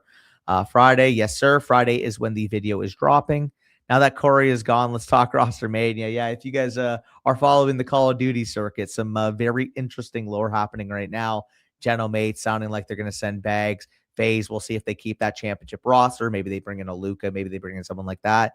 Optic, it does sound like it's confirmed that they're just going to be running back the team from last year. So hopefully, for Optic's sake, we don't just lose in the finals 4 out of the 6 majors / champs / EWCs from last year. Let's go, Danny. Let's go, P. Lived up to my slappy label. Yeah, I will give you the honorary reward of being the slappy there for sure. You guys need to give an award in the Flock League for most spoilers. Yeah, I mean, we've definitely given out a good bit of spoilers, but on the same time, I saw in the Domain live stream, Avery was giving out some spoilers. I mean, Mason, if you've watched any of his streams so far, you can clearly tell when one of his players are banged up, because his whole demeanor kind of gets a little bit more upset. So yeah. What are the spoilers so far? I mean, you got to see, Pete. You got to see. Dining is FSD. Yeah, that makes total sense then why the 3 strong rebuilders are literally this is incredible. You guys may need to take a picture and screenshot this. Also, Avery's Bentley is iconic as well. Hey, Danny, is there a link for scheduling coaching? I don't see the old Google used to be in the description. Yeah, so we just typically haven't really been offering the one-on-one consultations anymore. It's just we've been very busy both with the site, with the channel, and with everything we're trying to accomplish here in terms of a business perspective. So we just haven't really done the consultations. Really, I don't think we've done them for about a year and a half. So yeah. Danny, how have you recovered? Doing pretty well. Obviously, 2 hours into the stream, my voice isn't completely cracked right now, so that's a little better. But as you guys would know, 2 hours on a stream, not really much for me after what I had to go through this past Friday. That Denny's live stream. I mean, hey, was able to leave it with some Cowboys tickets. Almost won a UFC fight event as well. So feeling very good about what's going on. You guys streaming Friday morning. This Friday probably will not. We will probably stream. So next Friday for sure. And then we'll probably try to work in an underdog stream at some point, probably on the Tuesday or the Wednesday, if I were to guess. Okay, gotcha. Makes sense. Glad it's going well. Appreciate you, Sim. What clips do you have planned to submit? I mean, you'll see on the draft video, but we had a little war room, a little confessional room. And let's just say we are roasting quite a few teams. And also, it got emotional. That's all I'll say. It might be a spoiler for a lot of you, but let's just say there was a certain, and I can say this because you guys would have seen the draft order, myself and Sammy ended up winning the number 12 pick. There was a certain turn of picks that we had that quite literally got us breaking down in tears. Like, we were emotional, we were passionate, and there's a couple players that we hold really true to our hearts that we were able to acquire on our team. And that is all I'll say for spoilers. You guys will see who those players are tomorrow. How's the arm? I mean, without getting shirtless, fuck it. I'll show the arm and then we'll be good.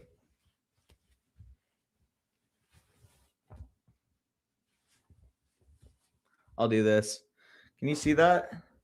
It's not as bad as it was, but still some evident welting, but it used to be like completely red and purple right here. So not too bad now. But yeah, we've already seen you shirtless. Yeah, I didn't want to run that back. LeBron. Where's the gremlin is crazy, by the way. Free. Yeah, so we already gave away the review, but appreciate you for the comment there, Alge. But yeah, just over 2 hours in, about 2 hours and 5. Appreciate you guys if you stuck around for the whole way. And yeah, we will see you again soon. Picks 5 through 8 strategy will be dropping tomorrow.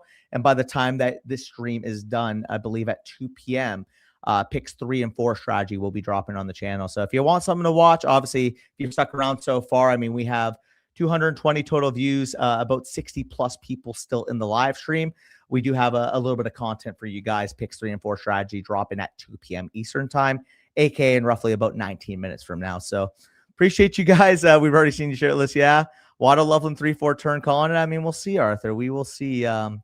We'll see if that's the turn. Was the waxing or the jelly beans worse? Jelly beans, and it was not even close. The waxing, I will say, so like obviously there's a little bit of pain, but it was like the fear of seeing the strip on you and knowing how it's coming off that was like worse than the strip itself. But that stink bug jelly bean, after mucking dry pancakes with just water, like my stomach was already fucked. When I had that stink bug jelly bean, I couldn't handle it. Like I mean, you guys would have saw on the stream. Like it got me fucking hawking. And at least I hit the under. Somebody said over under 1.5 barfs, and the under ended up cashing because it was only 1 on the dot. So unless you count that one as like multiple, considering it was in the, let's just say it was in intervals. Like I did 1 total barf, but it probably came out in 4 or 5 sections. So but either way, appreciate you guys. Like I said, a lot of content coming your guys' way. I am going to get off and probably eat some lunch because I haven't eaten yet today. But yeah, going to keep you guys consistent content throughout. Obviously, a lot of stuff coming on the channel. Pick strategies, like we said. Corey's going to be doing the beginner version of his draft strategy video. It's going to be coming out this weekend. Next week, we're going to start getting into gear, man. The sleepers, the breakouts, the whole 9 yards.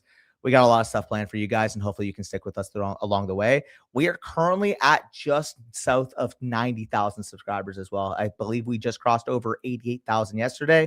Obviously, the goal here, we've mentioned 100K by Christmas, but with your guys' support, hopefully maybe even, that can make an appearance early in the NFL season. So appreciate you guys. Like I said, a lot of content coming your way. We will be signing off. Take care. Boom, boom.